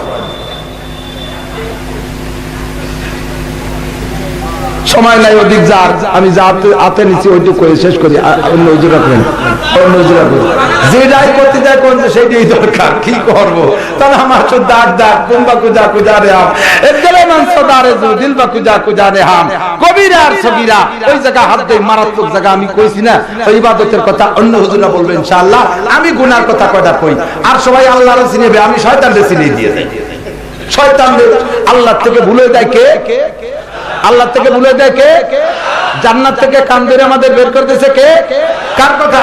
কার কামে? শয়তানের কামে না? পীরে ঢুকতে দেবে না অঙ্গীকার করে আসছে কে? শয়তান। রাসূল ভুলে যায় শয়তান, ফরজ ওয়াজিব থেকে সরায় যায় কে? এই জন্য আমি শয়তান চিনি আল্লাহ। তো আল্লাহ কইছে তুমি কবিরা গুনাহ থেকে বাঁচো। কি গুনাহ? আমরা পুরুষরা মসজিদে নামাজ পড়বো কোথায়? একটু না কইলে আবার বাকি থেকে যাবে। হযরত উসমান, তৃতীয় খলিফা উসমান, নবী বলেন আনা মাদিনাতুল ইলম ওয়া আলিয়ুন বাবুহা। এই দিক তাকায় না, প্রত্যেকটা কথা মনে রাখবেন দিয়া। তারপরে যাই একজনের পেছায় ধরবে, ও কি সভা। আমাকে এই বিটারা কত কষ্ট করে বাড়ি যাইয়া দাওয়াত দিয়ে আসছে, আমরাও ঘামতে ঘামতে চলে আসছি ভাঙ্গা গলায় গাড়ি ঘোড়া দিয়া। আর আপনারা এই জায়গায় বসে নিরিবিলি বসে কথা শুনবেন, এই দিকে উকি ঝুঁকি বলে রকি একেবারে খেজুর গাছের ঠিলের মতো নালির সাথে টাইট করে পাঠিয়ে রাখবেন, নালি রস বাইরে পড়বে সব। গুড় তো দূরের কথা, এক গিলাসে এমনিও খাতি পারবে না, টাইট করে পাতা থাকবে। উসমান হাজির, আলী উপস্থিত, হুজুরকে আমি এলেমের টাউন আর আমার এই গেট হলো আলী। কোন সুবহানাল্লাহ। আলীর যখন প্রায় 20 বছর নবী আলাইহিস সালাতু ওয়াস সালাম ইয়ামানের চিফ জাস্টিস করে হযরত আলীকে পাঠিয়েছেন, তুমি বিচারপতি হয়ে যাও। বিচার যোগ্যতা হযরত আলী এত পারদর্শী ছিল। আইসে গেলে না বললে অসম্পূর্ণ থাকে, বলবো? দুই সাহাবা রুটি খাইতে বসছে, হযরত আলীর কথা একটু না কই গেলি ভালো লাগতেছে না, রাদিয়াল্লাহু তাআলা পড়েন রাদিয়াল্লাহু তাআলা। দুই সাহাবী রুটি খাইতে বসছে, একজনের ব্যাগে ছিল 5 রুটি আর একজনের ব্যাগে 3 রুটি। এই 5 আর 3 8 রুটি দস্তারখানে নামাইয়া দুইজন খাইতে বসছে। ইতিমধ্যে মেহমান একজন আসছে সাহাবী, উনিও সালাম দিয়েছে। আর আরবের খাবারের সময় সালাম দিয়া মানে আমার একটু খাইতে দাও। যদি খানে যাই খাইতেছে যারা, ওরা যদি সালামের উত্তর দেয় তাহলে আর খান বসেন বলা লাগে না, জুড়িয়ে দিলে হয়ে যাবে, শুরু করে দেওয়া যায়। আর ওরা যদি উত্তর না দেয় তাহলে বোঝা যাবে যে শরীবতি পায়। তো দুইজনে 8 রুটি নামাইয়া দস্তারখানে খাইতে বসছে। এর ভিতরে তৃতীয় সাহাবী এসে আসসালামু আলাইকুম, ওরা কয় ওয়ালাইকুম আসসালাম। ওয়ালাইকুম আসসালাম মানে বসেন খান। এখন রুটি তো 8টা, দুইজনের মেহমান মোট হলো কয়জন লোক? কয়টা করে ভাগে পাবে এক একজনে? 3.25 খানের পরে আবার একটু থাকে, তা আবার ভাগ করা লাগে। তো ওভাবে তো আর খাওয়া যায় না। তো ওই বাসে 8 রুটি এক জায়গায় রাইখে একটা করে আনে, সিঁড়ে 3 জনে খায়, একটা করে আনে, সিঁড়ে 3 জনে খায়। এইভাবে 8 রুটি খাওয়া শেষ। লাস্টে যাইয়া ওই আগন্ত মেহমান উনি 8টা টাকা দস্তারখানের পর রেখে চলে গেছে, আপনারা দুইজন নেন, বলে যায়নি যে কে কয় টাকা নেবে। তো চলে যাওয়ার পরে উনি রুটি 8টা টাকা দিয়ে চলে গেছে। এখন এই দুইজনের টাকা নিয়ে ঝামেলা বাঁধাইছে। 5 রুটি এলাকায় দোস্ত, টাকাও 8টা, রুটিও 8টা। তা তোর তো ছিল 3 টাকা, 3 রুটি, তা তুই 3 টাকা নে, আমার 5 রুটি, আমি 5 টাকা নেই। বিচার এরকম হবে না? কি বলেন? আপনারা কি করেন? তা কি করেন? এর মাথা চাপতেছেন তো কোন একটা কোন তো কি চালা 3 রুটি আলা পায়, ওই লোক 4 রুটিতে খাইছে, তার ঠিক আছে। হ্যাঁ মিয়া হাদিয়ার টাকা তুমি 4 টাকা আমি 4 টাকা, তোমার 4 টাকা আমার 4 টাকা, ও কাটতে যাচ্ছে কাকা ধরি না আমারতেই খাইছে, আমি একটু কম খাইছি। এই নিয়ে ঝামেলা বাঁধাইছে, বিচার কে করবে? দুইজন হযরত আলী রাদিয়াল্লাহু আনহুর কাছে গেছে, যে বলতেছেন হযরত আমাকে দুইজনের বিচারটা একটু করে দেন, এই 8 টাকা কে কয় টাকা পাবো? তো হযরত আলী বলছেন কি যে 5 রুটি এলারে কইছে যে মিয়া 3 রুটি এলারে, তোমার কয় রুটি? 3 রুটি। তো তোমার উনি কয় টাকা দিতে চায়? 3 টাকা দিতে চায়। হযরত আলী বলতেছেন যে যা দেশে নিয়ে সরিয়ে বড়, সঠিক বিচার করলে তুমি পাবা না মোটে 1 টাকা, তোমার 3 টাকা দিতে তো বেশি দিচ্ছে, সরিয়ে বড়। ও কয় যে হুজুর বুঝলাম না তো, ওর 5 রুটি আমার 3 রুটি, ও যেটা করছে ওর উপরেও যদি সঠিক বিচার থাকে, ও কয় আমি 5 টাকা, ও 5 টাকা আমি 3 টাকা, এটা তো সবাই বুঝতেছি। তার উপরে আবার সঠিক বিচার করলে আমি পাই 1 টাকা আর ও পাই 7 টাকা, আমি টাকা পাই না পাই সে সঠিক বিচারটা শুনবো।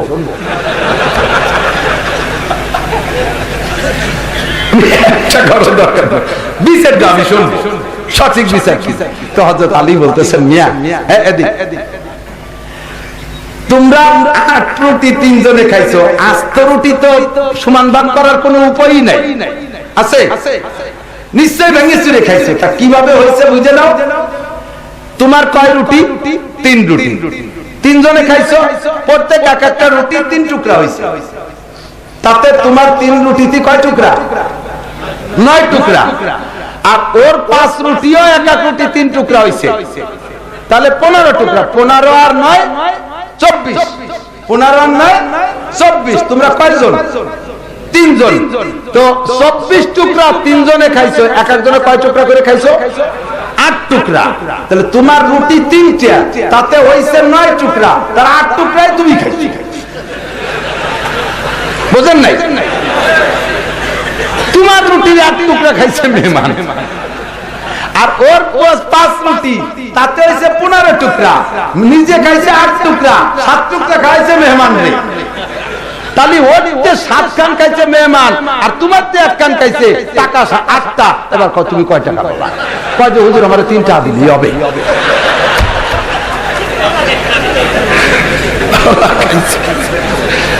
সুবহানাল্লাহ। এইরকম দুইটা মানুষ কি কব পাওয়া যাচ্ছে না।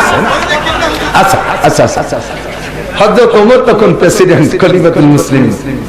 এক মহিলা আসছে, নাক দিয়ে মুখ দিয়ে রক্ত, কান দিয়ে রক্ত বেরোচ্ছে, সারা গা ক্ষত বিক্ষত, কানতে কানতে চিল্লাইতে চিল্লাইতে মহিলা খলিফাতুল মুসলিমিন ওমরের আশ্রয় নিয়েছে।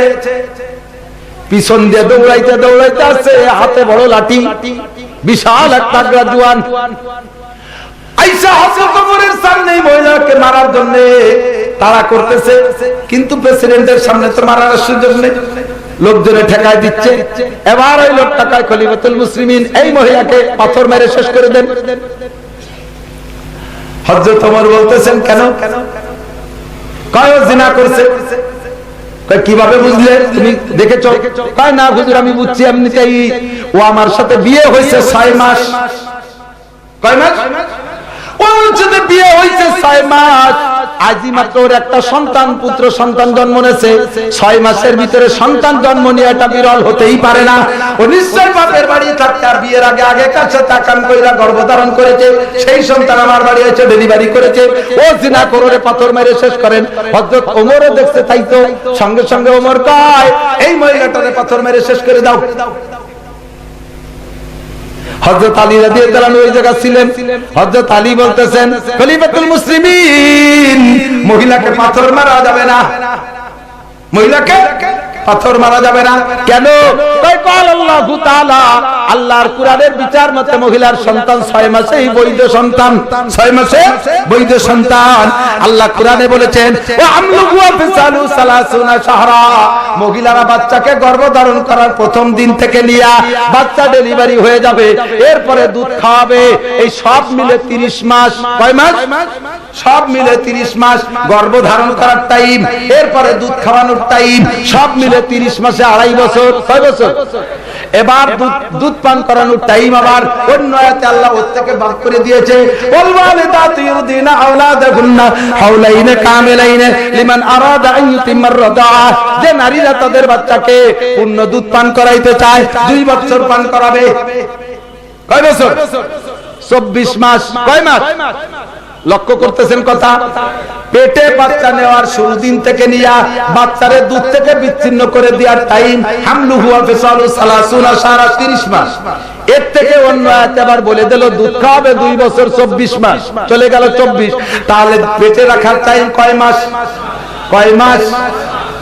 আয়াতটা পড়ে দিয়েছে হযরত আলী, হযরত ওমর শুনে পায় লাউলা আলিউল্লাহ হালাকা উমর। আলী যদি আজকে এই জায়গায় না থাকতো ওমর ধ্বংস হয়ে যাইতো। এই নারীরে হারামজাদা মনে কইরা, এই নারীকে হারামকারিনী মনে কইরা পাথর মারে শেষ করে দিলে আমি গুনাহগার হইতাম। এত সুন্দর বিচারক, এত বড় আলী, এত বড় আলেম আলী উপস্থিত, হযরত উসমান উপস্থিত, আবু হুরায়রা, আয়েশা উপস্থিত, আয়েশা বড় আলেমা, এই রকম সব সাহাবার উপস্থিতিতে হযরত ওমর বললেন আজকের দিন থেকে আর কোন নারী মাত্র 2 মসজিদ ছাড়া কাবার মসজিদ আর মসজিদে নববী হজ সংক্রান্ত এই 2 মসজিদে নারীদের আসতে হবে। এই 2 মসজিদ ছাড়া পৃথিবীর কোন মসজিদে নারীরা জামাতে নামাজ পড়তে পারবে না। একজন সাহাবা প্রতিবাদ করলেন না। আর 1400 বছর পরে আইসা সেই মহিলাকে মসজিদে নেওয়ার জন্য একেবারে নামছে মাজায় গামছা বাঁধি। ঠিক সাবধান থাকবেন, নো টক বাট উস্কুট, কথা হবে না। চলে যাবেন জামিয়াতুস সুন্নাহ, চলে যাবেন বাহাদুরপুর, কিতাবে বোঝাই মাদ্রাসায় ওই সটি বইয়া লাগে ফালাই পড়ে যেন বিপদগামী হয়ে বুখারী শরীফ, বুখারী আর আগের থেকে ঠিক না, একটু পরে ঠিক কথা আরো কোয়েন আমার কাছে বুখারী শরীফ, বুখারী শরীফ আজ যে বুখারী শরীফ 5 থেকে 6 পাতা। আরে মিয়া জামিয়াতুস সুন্নাহ বাহাদুরপুর যে দেন বুখারী কারে কয়? একখান বুখারী এই চেয়ারে তুলি আমারে কোনা কিছু তো জায়গা থাকবে না, ঠিক না? 1.5 ফুট লম্বা, 1 ফুটের বেশি চওড়া, 14 ইঞ্চি চওড়া, 20 ইঞ্চি 22 ইঞ্চি লম্বা, এত মোটা, তার নাম বুখারী। নিয়তটুকু কেন বলেন বুখারী শরীফ? সাইকুল আমার সাথে থাকে মজিবার ভাই, এই বছর 2-3 থাকতো না, এবার আবার থাকে। পুলিশের চাকরি করত, শরীয়তপুর লাইনের থেকে উনি রিটায়ার্ড। এমন সুন্দর চেহারা, এমন স্বাস্থ্য, ওইরকম উপযুক্ত জুয়ান দারোগা মানুষ, স্বাস্থ্য শরীর খেয়ে দেয় আছে ভালো, আমার সাথে ঘুরে ফিরে খাবার দাবার ভালোই খায়। আমার সাথে থাকে বেশি, বাড়ির চুপ দরকার তাই আমি তো খাতি পারি না, শুকনো মানুষ। অপরিচিত এলাকায় গেলি আরে কায়দা, সবাই মনে হয় যে প্রধান বক্তা উনি।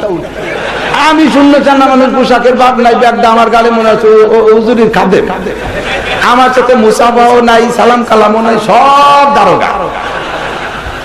উনি একটু ইশারা, আমি বয়লা খেয়েছি ভাই এত বড় মুসাফা সামলাতে আমার কষ্ট হবে, ওরা যা বুঝে বুঝুক এ কাজগুলো আপনি রেডি পেলেন। মুসাফা সব মুসলিমের দারোগা। এরপরে নাস্তায় সব উনারে, আমার থাকলি দেয়, না থাকলি না দেয়। ওয়াজের আগে যত ফাংশন সব বড্ডা বড্ডা মুসলিমের দারোগা। আর উলামায়ে কেরাম আবার গিরে গিরে সাতক্ষীরে গেছে, এই ঘটনা হলো সাতক্ষীরে। গিরে গিরে বসছে, জিজ্ঞেস করতেছে ওনার কাছে হযরত আপনি ফারেক কোন জায়গা? উলামায়ে কেরাম ফারেক বলে তো, মাওলানা পাস করার ফারেক পায়। তা উনি কার শরীয়তপুর পুলিশ লাইন।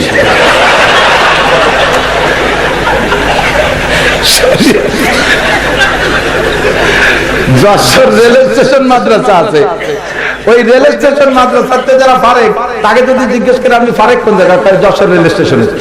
তাহলে রেল স্টেশনে কি ফলাই নাকি কেউ? ওই মাদ্রাসা মানে রেল স্টেশন, মানে রেল স্টেশন মাদ্রাসা। তো ওরাও বুঝতে পারে, ওরা মনে হচ্ছে শরীয়তপুর পুলিশ লাইন মানে পুলিশ লাইনই ভাষা, কোনো মাদ্রাসা জাঙ্গারি উসমানিয়া মাদ্রাসা। এতক্ষণ বুঝতে পারে যে ওদের খেদমতে কোথায় আছে, কি করেন টরেন, কয় যে বুখারী শরীফ পড়াই। বুখারী শরীফ পড়ে, তাহলে সাইকুল্লাহ দিস যে বুখারী শরীফ পড়েছে কোন জায়গা পড়ান? আমার বউরে বাংলা বুখারী শরীফ পড়াই। সাইকুলা দিছি। এরপর কই পুরি কপাল, এই ধোঁকা দিয়ে সব খালো। হাসা হাসি কয় যে হুজুর আলো ওই যে কোনায় বসা ওই দিয়ে। দোস্ত এইরকম বাংলা বোঝার জন্য বৌরে বলে সাইকুলা ডিসকল আছে। 12টা বছর পড়ছে জন্মের পড়া, 40 বছর বুখারী শরীফ পড়ায়, তাই নিজের নামে সাইকুলা ডিস করতে সাহস পায় না। বুখারী শরীফের যা বোঝা দরকার বুঝছি বলে দাবি করতে সাহস পায় না। আল্লামা আনোয়ার শাহ কাশ্মীরি 40,000 ছাত্র বুখারী শরীফ পড়াইছে। হুসাইন আহমদ মাদানী 42,000 ছাত্র বুখারী শরীফ পড়াইছে। এরপরেও কয় নবীর রওজার পায়ের কাছে বইসা বুখারী শরীফ পড়াইছে 18 বছর। এরপরে কয় যে বুখারী শরীফে যা বোঝার দরকার ও অত বুঝতে পারিলে ও ইমাম আবু হানিফা যা বলছে তাই। আমার মাতবাড়ি ওদের চলে না, ওই বুড়ো যা করে গেছে তাই করতে হবে। এতদিন খেটে পিটিয়ে রসুলের পায়ের ধারে বসে বুখারী শরীফ পড়ায়, তাই কয় যে বুখারী শরীফ কি লেখছে ও আমার বুঝার কায়দা নেই। ওই বুড়ো যা বুঝে ঠিক আছে আবু হানিফা ওই ডেই ঠিক আছে তাই করতে তাহলে তাই। আর জীবনে চিরদিন মাদ্রাসায় পড়ে নাই, শাক বেছে লাউ বেছে কদু বেছে সকালবেলা সিম বেছে বিকেল বেলা একটু দাঁতের মাঝে বেঁচে বেড়ায় চটি বই করে বুখারী শরীফ পড়ায়। ইসলামকে বিভ্রান্ত করার জন্য, মহিলাদেরকে সব বেপরদা করার জন্য, এই বেহায়া করার জন্য তাদেরকে পাঠাচ্ছে। যাও গ্রামে যাও, গ্রামে যাও, এই গ্রামে যাও, সেই গ্রামে যাও, এসো তা করে এসো। দেশটার একটা রুই পোকার মতো খেয়ে ফেলে দিচ্ছে। কথা বলেন ঠিক কি ঠিক? সতর্ক থাকবেন তো। মাসলা শুনবেন কার কাছে? আলেমের কাছে। আগামীকালকে মাইকিং হলো, হবে না এই ওয়াজ যা করতে চাইছিলাম তাই দেবেন, আর একদিন করতে হবে পারতেছি। সকালবেলা মাইকিং হচ্ছে, সুখবর সুখবর সুখবর, শোনেন সুখবর। আগামী 15ই নভেম্বর থেকে জামিয়াতুস সুন্নাহর শাইখুল হাদিস হযরত মাওলানা আব্দুল মুমিন সাহেব সমস্ত নারীদেরকে বিনা পয়সায় সিজার করিবেন। সবাই মনে আর চৌতি করে বাচ্চা মেয়ের এত পয়সা হয়তো হুজুর ভাও ই করবে পয়সা করে নিবে। সুখবর সুখবর। 15ই নভেম্বর থেকে বিকেল 4টা থেকে হযরত মাওলানা নিয়ামতুল্লাহ ফরিদি জামিয়াতুস সুন্নাহর প্রিন্সিপাল উনি সমস্ত চক্ষু রোগীদেরকে নিজে হাতে চক্ষু অপারেশন করিবেন এবং লেন্স সংযোজন করিবেন। সুবহানাল্লাহ। এইরকম যদি কয় কোন মানুষ, কোন মহিলা, ওই মাওলানা আব্দুল মুমিন সাহেব, ওই মাওলানা নিয়ামতুল্লাহ ফরিদি এগিয়ে কাছে কি এই প্রেগন্যান্ট গর্ভবতী ডেলিভারি রোগীকে নিয়ে কি হুজুরের কাছে যাবে? যদি কেউ মহব্বত করে যাইও বসে তাহলে কি ওই হুজুরকে এই রোগীর গায়ে হাত দেওয়া ঠিক হবে? বাচ্চারে পেট থেকে বের করে নাড়ি কাটতি কি কেটে ফেলতি কি কাটে ফেলে কোয়া যায় নাকি? মানে আরো কত আছে না কাটা, একটা কাটতে আর একটা কাটি বলি কি বিপদ। এই হুজুর আর কোরআন শেখে নাই, আমরা কেউ তার কাছে যাব না। আমরা জানি হুজুররা মাদ্রাসায় পড়ায়, আবি কলা হাদাসানা, জীবনে মেডিকেল সায়েন্স পড়ে নাই, কোনোদিন ওই লাইনে মেহনত করে নাই। এই হুজুরও পারবে না। খালি খালি আমার বউরিও জায়গা নিয়ে মারার দরকার নাই, বাচ্চারও জায়গা নিয়ে নাড়ি কাটতে নাবি কাটতে সেনু কেটে বেলায় যায় নাকি এখন বিপদে পড়ে যায়। ও মূর্খ হুজুরের কাছে নেওয়ার দরকার নেই। কথা বলেন ঠিক না? ঠিক না? কেউ যাবে না। নিয়ামতুল্লাহ ফরিদি পাস করে বেলায় সরমনা হুজুর ফরিদ যাত্রা বাড়ি হুজুরের জামাই পুরি করে দিয়ে চোখ অপারেশন করছে, ওনার দ্বারা যে ভালো চোখ কানা হবে কেউ যাবে না। ঠিক ওনার এতে হাত দিয়া ঠিক হবে? কথা বলেন হবে? তাই যদি হয় তাহলে এত বড় আলেম আল্লামা, এত বড় মুহাদ্দিস, তারা যদি সিজারে হাত দেয়া ঠিক না হয়, তারা যদি চক্ষু অপারেশনে হাত দেয়া ঠিক না হয়, তাদের কাজ যেটা তারা সেইটা করলেই ঠিক হবে। তারা ফতোয়া দেবে, তারা হাদিস বলবে। তাহলে তুমি ডাক্তার, তুমি ডক্টর, তুমি প্রফেসর, তুমি ইঞ্জিনিয়ার, তুমি কেন শরীয়তের ফতোয়া দিবা? তুমি কেন শরীয়তের অপারেশন করতে যাওয়া? তাহলে তুমি নারী কাটতে দিয়ে সেনু কেটে ফেলে দিবা শরীয়তে। ঠিক ঠিক না? কেন যাবা? ফটো আপনারা তার কাছে শুনতে যান। প্যান্ট শার্ট টাইট কোট করিয়া চাল্লা মতো দাঁড় কুমকুমাতো নারকেলা গাছে তোর হাওড়ার ব্রিজ, তাল গাছের গোড়া, গাব গাছের মুথা, একেবারে কে বাইবেল গীতা টিতা সব সহ ফটো দিচ্ছে। আরে সুবহানাল্লাহ। সমস্ত জায়গায় টেলিভিশন খুললে ওনাকে দেখা যাচ্ছে। আমাদের দেশের কোন হুজুর ওই জায়গায় দেখা যায়? তোমার হুজুর ওই জায়গায় যায় কোনোদিন? আমার অফার আছে বাংলাদেশের 3-4 নেতার থেকে হুজুর আপনি মাসে 2টা করে প্রোগ্রাম করেন, ইনশাআল্লাহ এক তো প্রসিদ্ধি পাবেন, 2 নম্বরে বেশ কিছু রুজি আসবে। আমি বললাম যে আমাদের মুরব্বীদেরকে আমি দেখি নেই, সুতরাং আমিও জায়গা যাইতে সাহস পাই না। আমি আর কিছু জায়গা বাবা বিবাদের দরকার জায়েজ না যায় কইলাম না। আমার মুরব্বী বহুত আছে, তার একটা রোজ দেখলাম না, সাইফুল হাদিস সাহেব দেখলাম না, ও জায়গা এত বড় আলেম ফজলুল্লাহ কামিনী দেখলাম না, সরমুনার পীর সাহেব দেখলাম না, যাত্রাবাড়ির হুজুর দেখলাম না, এই বড় বড় আলেমকে দেখি না। আমি যেতে পারবো না বাবা, ও আজ আগে দরকার তারা করি খাইব। আল্লাহ আমারে কম খাওয়াচ্ছে না, কথা বলেন ঠিক? বাংলার জমিনে যত দামি খানা আছে আমার ডাইকে ডেকে নিয়ে বাড়ি বাড়ি নিয়ে খাওয়াচ্ছে, খালি খালি ফাওদার বারবাদ দাও। তাহলে মহিলারা কোথায় নামাজ পড়বে? মহিলারা যত নির্জন হবে তত তাদের সওয়াব বেশি হবে। সময় নাই, তারপরে একটু না কইলে কেউ বুঝবেন না। এই জায়গা টুকু কইলে চলিতে দোস্ত। এদিক এক মহিলা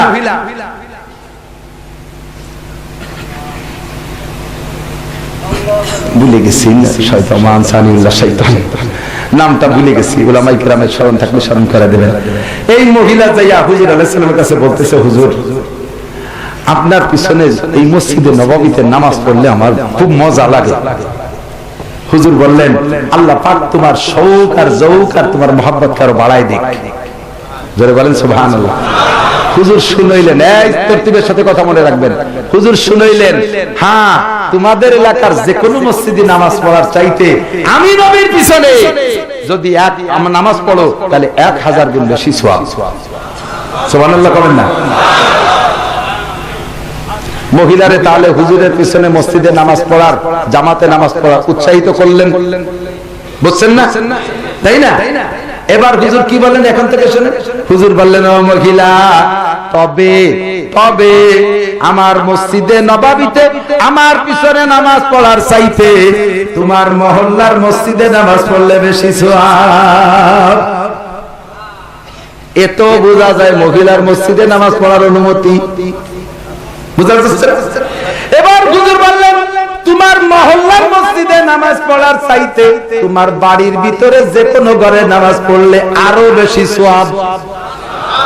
এবার কি মসজিদে যাবে না ঘরে পড়বে? এবার হুজুর বললেন, বাড়ির যে কোনো ঘরে পড়ার থেকে তোমার বসত ঘর যেটাই তুমি বসবাস করো ওইটাই পড়লে আরো বেশি সওয়াব। তাহলে মসজিদে যাবে না নিজের ঘরে? এবার বললেন, নিজের ঘরের যে কোনো রুমে পড়ার চাইতে সবচাইতে নির্জন কক্ষে পড়লে আরো বেশি সওয়াব। জোরে কন্যা সুবহানাল্লাহ। কোন জায়গাতে বাড়তি বাড়তি আসছে? মসজিদে নববীর চাইতে নিজের মহল্লার মসজিদ বেশি সওয়াব। মহল্লার মসজিদের চাইতে নিজের বাড়ির যে কোনো ঘর, নিজের বাড়ির যে কোনো ঘরের চাইতে নিজের বসত ঘর, বসত ঘরের যে কোনো রুমের চাইতে নিজের খাস রুম। তাহলে বোঝা যায় মসজিদে নববীর চাইতে নিজের খাস রুমের ভিতরে পড়লে 5 গুণ বেশি সওয়াব। কথা বলেন ঠিক ঠিক না? আগে তো অবশ্য মসজিদে যে পড়ার উৎসাহিত করেছেন, তারপরে মসজিদে নববী, তারপরে নিজের মহল্লায়। কিন্তু দোস্ত লাস্টে গেল কোন জায়গায়? ওই পরের 3টে তুমি কেন পড়ো না? আগের 2টে ধরে বসে আছো কেন? আমার নবীর মসজিদে পড়ার চাইতে যদি মহিলার ঘরে পড়াতে বেশি সওয়াব হয়, তাহলে আমার এলাকার মসজিদে মহিলারা পড়ার চাইতে মহিলা নিজের ঘরে পড়লে 1000 গুণ বেশি সওয়াব হবে কি হবে না? রাতভর কলিও শেষ হবে না। কবিরা আর সগীরা মনে আছে নাকি? শয়তান কবিরা আর সগীরা দুই প্রকার। আমি শুধু কবিরা গুনার হেডলাইন করে চলে যাই।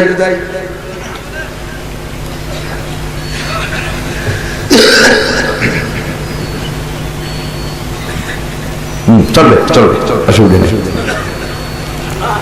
ইনশাআল্লাহ। কবিরা গুনাহ আমি 100-র মতো একটা ফিরিস্তি নিয়ে আসছি। 100 কবিরা গুনার বর্ণনা ব্যাখ্যা দিতে আল্লাহর রহমত, আমি যতটুকু পড়াশোনা করেছি আমার উস্তাদদের থেকে, উলামায়ে কেরামের দোয়া, আমি এই 100টাকে দালায়েল সহ বর্ণনা দিতে পারবো। তৌফিক হলে 100 ঘন্টা সময় লাগবে। পারবেন? ইনশাআল্লাহ পারবেন না? আপনি তো কি আছেন, আমিও পারবো না তো কোনো থাকতে। এই জন্য মোটা মোটা ইম্পর্টেন্ট, ভেরি ভেরি ইম্পর্টেন্ট যেগুলো এমার্জেন্সি, একেবারে বিপজ্জনক, এর কয়েকটা বলবো, আর বাকিগুলোর হেডলাইন কিছু কিছু বইলে চলে যাব, আন্ডারলাইন আপনি পড়ে নেবেন ইনশাআল্লাহ। 1 নম্বরে শিরক, 1 নম্বরে শিরক, 2 নম্বরে কুফর, 3 নম্বরে বেদাত।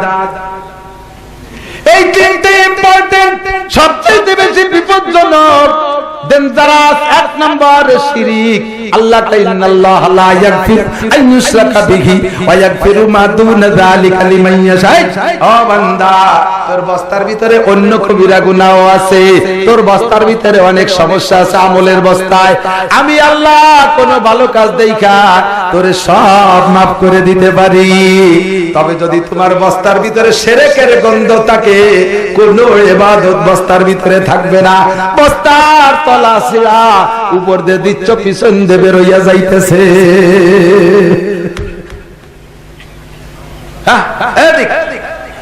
নামাজ পড়ি নেই, রোজা রাখি নেই, হজ করি নেই, যাকাত দেই নেই, মদ খাইছি, ফেন্সিডিল, হিরোইন, ভাঙ, গাঁজা, বিড়ি, সিগারেট, হুক্কো, তাড়ি, মারি, আড়ি মুড়ি মুড়ি খাইছি, দাড়ি চাচ্ছি, দাঁড়ায় মুতি, খায় খায়, আজে আজে পায়খানা করে, যত আছে সব আকাম বস্তা ভরা।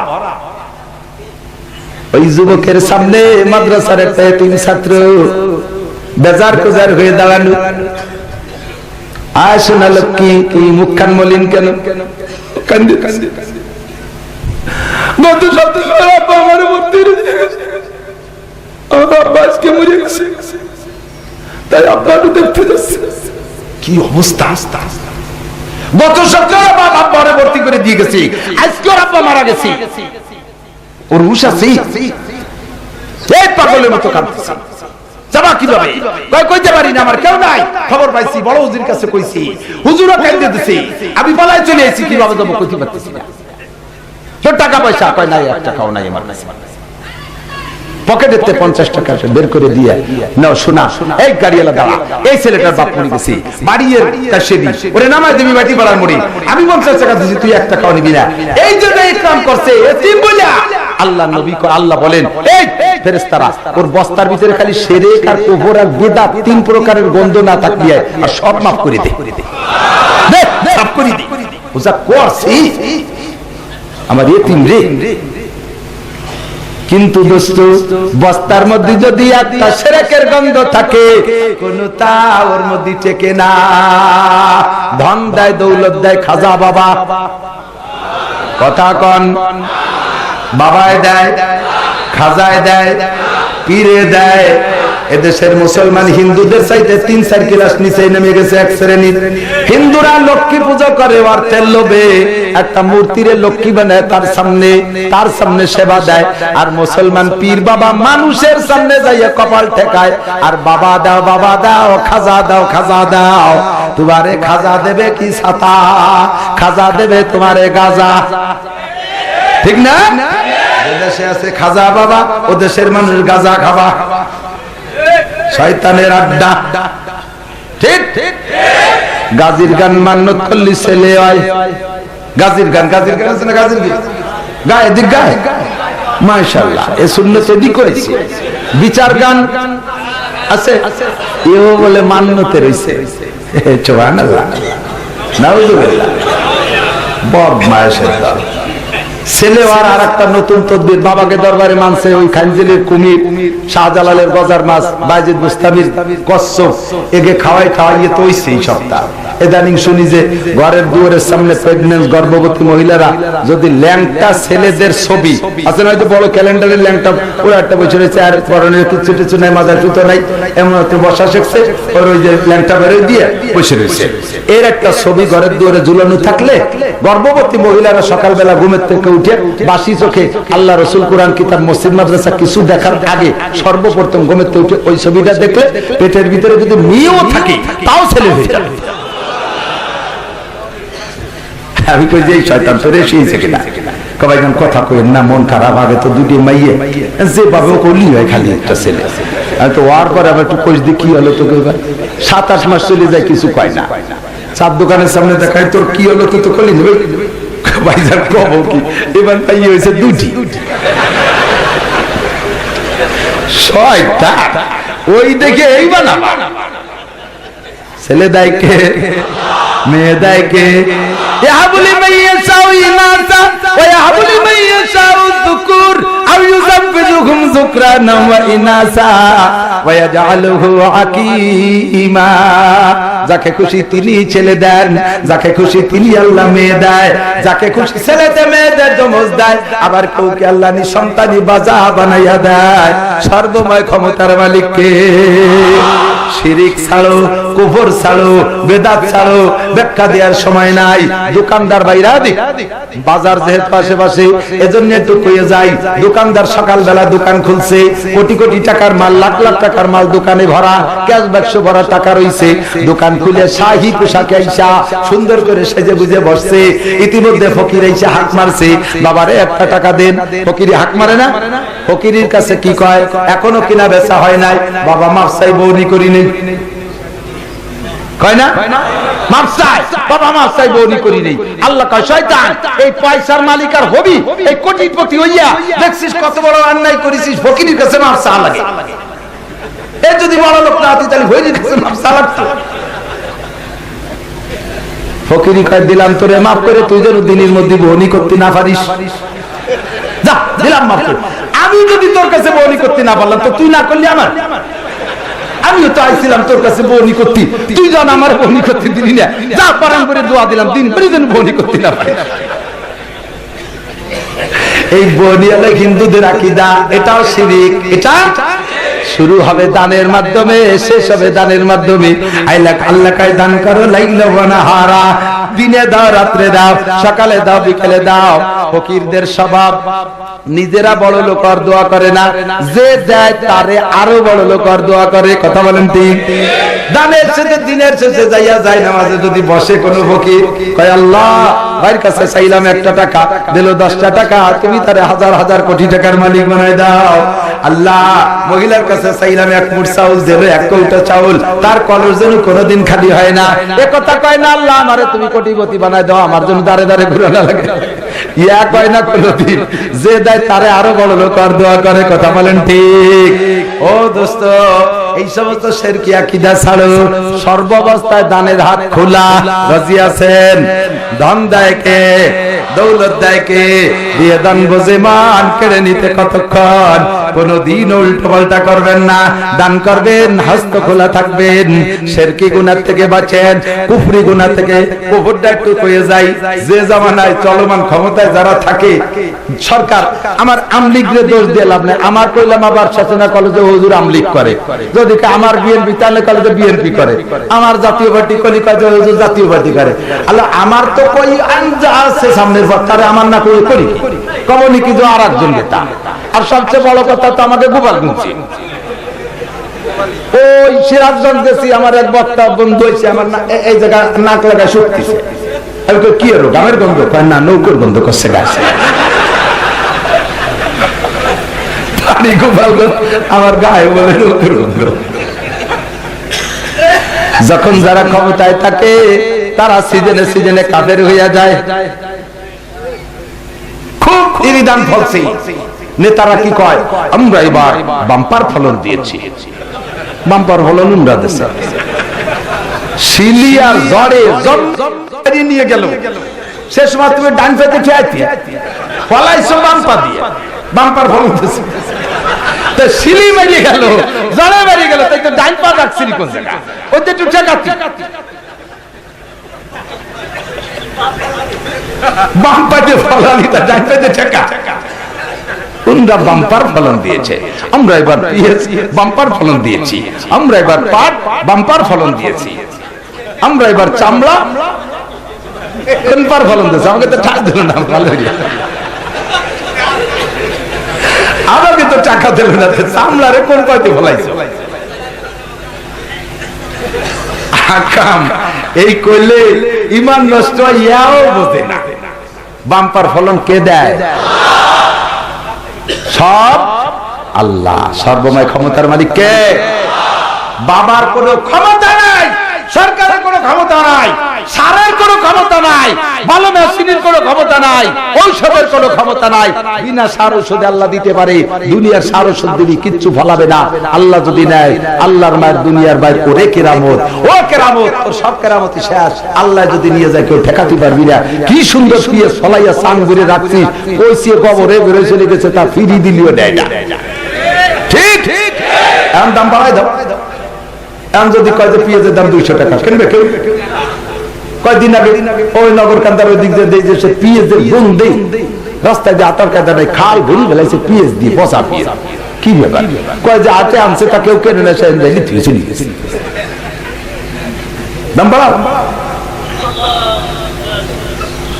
শিরিক, কুফর, বেদাত। বেদাতের একটা কথা কইয়া ছুটি নেব। বেদাত বুঝাইলে আমরা বোঝেন না তা না, কিন্তু ছাড়েন কখন? যদি বেদাত ছাড়লে আপনার লাভ হয় তাহলে ছাড়েন, আর বেদাত ছাড়লে যদি লস হয়, ন্যূনতম লস হোক, তবুও বেদাত ছাড়তে রাজি না। ছোটবেলায় দেখতাম যারা গরু জবাই দেয়, মূল লাগে মাথা দিয়ে দিত, কাল্লা দিত, মনে আছে নাকি? কয় না কাল্লা, কাল্লা কয় তো। আমি দেখছি এক মোল্লার বাড়ি 22টা কাল্লা জবাই দিয়ে দিয়ে চলে গেছে, পরে কাল্লা সেই নিজে আগায় দিয়েছে। আর সেই সময়কার যে গরু, আরে বাবা 80-82 বছর বয়সে প্রাচীন মুরব্বী, প্যারালাইসিসের রোগী, অনেকটা থরথরায় কাঁপতেছে কুরবানির আগের দিন, কালকে পর্যন্ত টেকবে না, আজি জবাই দিয়া লাগে, এরকম মুরব্বী গরু। ও জবাই দিতে বান্দা লাগে নাই, গরুর কাছে গরু তোরা জবাই দিয়ে শুয়ে বল, ও এমনি দিয়ে বসতে শুয়ে বল। আরে এখন 10 লাখ 22 লাখ টাকা দাম গরু, নসিবনের সাথে বাঁধতে টানিয়ে ফেলানোর, টিরাক দিয়ে বাঁধতে টানিয়ে ফেলানো লাগে, ও ফেলানোই যায় না, ঠিক না? সেই সময় মূল লাগে কাল্লা দিতেন, এখন দেন না কেন? এই মশলাকে আপনাদের বাড়ি থেকে তৈরি করেছেন? আমরা নাসিররা বলেছি, আমরা বলে দিয়েছি মোল্লারে কাল্লা দিলে কুরবানির বিনিময়, জবের বিনিময় কুরবানি বাতিল, তাই আপনারা কাল্লা দেন না। সেই সময় গরুতে যদি কাল্লা দিতেন, এখনকার গরুতে গরুর অর্ধেক আমারে দিয়ে দেওয়া উচিত। আমি তখন কাফিয়া পড়ি, সর্বপ্রথম ফুকরো মাদ্রাসায় গরু জবাই দিয়ে মসজিদে ইমামতি এরি, পারি না পারি ইমামতি ধরে রাখার জন্য ওগুলো করাই লাগে। সে বিশাল এক লাল গরু বাঁধতে চাইতে 30 জনে দর্শে ঠেসিয়ে, আমি সুরাজে পোস্ট মারছি, ছেলে মানুষ কেবল একটা দুটো দাঁড়িয়ে হয়েছে, এই দেখাই ইমামতি এরি। এক পোস্ট দিছি, গলা একটু কাটছে, গরুতে ঝাঁকি মারিয়া পটপট করে রসিগুলো সব ছিঁড়ে গেছে, উঠে দাঁড়ায় গেছে। ওরা তো শব্দ গরু উঠিয়ে দিকে দিক তাকাচ্ছে, সন্ত্রাস কিরা। ও দেয় যে এত মানুষের কেউ কিছু রাখে, দাম মারছে আমার, এই শয়তানের কাজ। আমি উপায়ন্তর না পাইয়া কি হুশ আছে কত দিন, আমি সুরা কান ফেলাই দিয়ে লাভাই পড়ছি পুকুরের ভিতরে, ও আমার পিছে পিছে, ওর টার্গেট ঠিক আছে, এরই কাজ। আমার পিছে পানির মধ্যে, আমি তো ডুবে চলে গেছি, ও আর আমার তালাশ করে পাই নাই। ওই পুকুরের মধ্যে থাকা অবস্থায় হুক্কা মারতেছে, গলায় দিয়ে হুক্কা সব বেরোয় যাচ্ছে, রক্ত বেরোচ্ছে, রক্ত বেরোতে বেরোতে বেরোতে বেরোতে এক পর্যায়ে যখন দুর্বল হয়ে পড়ছে, এরপরে আসি ওর কাছে এসে বাকিটুক জবাই দিছি। ওদিন যদি ও আমারে হাতে পাইতো, ও গোস্ত খায় ছাড়ি দিত না, মোল্লাই কি আমার শিখাই দিত। এত বড় ঝুঁকি নিয়ে যারে আমি জবাই দিয়ে দিলাম, ওর অর্ধেক দিয়ে দেওয়া উচিত না আমারে? আমারে 10টা টাকাও দিল না, আমার সেই দুঃখ আইজো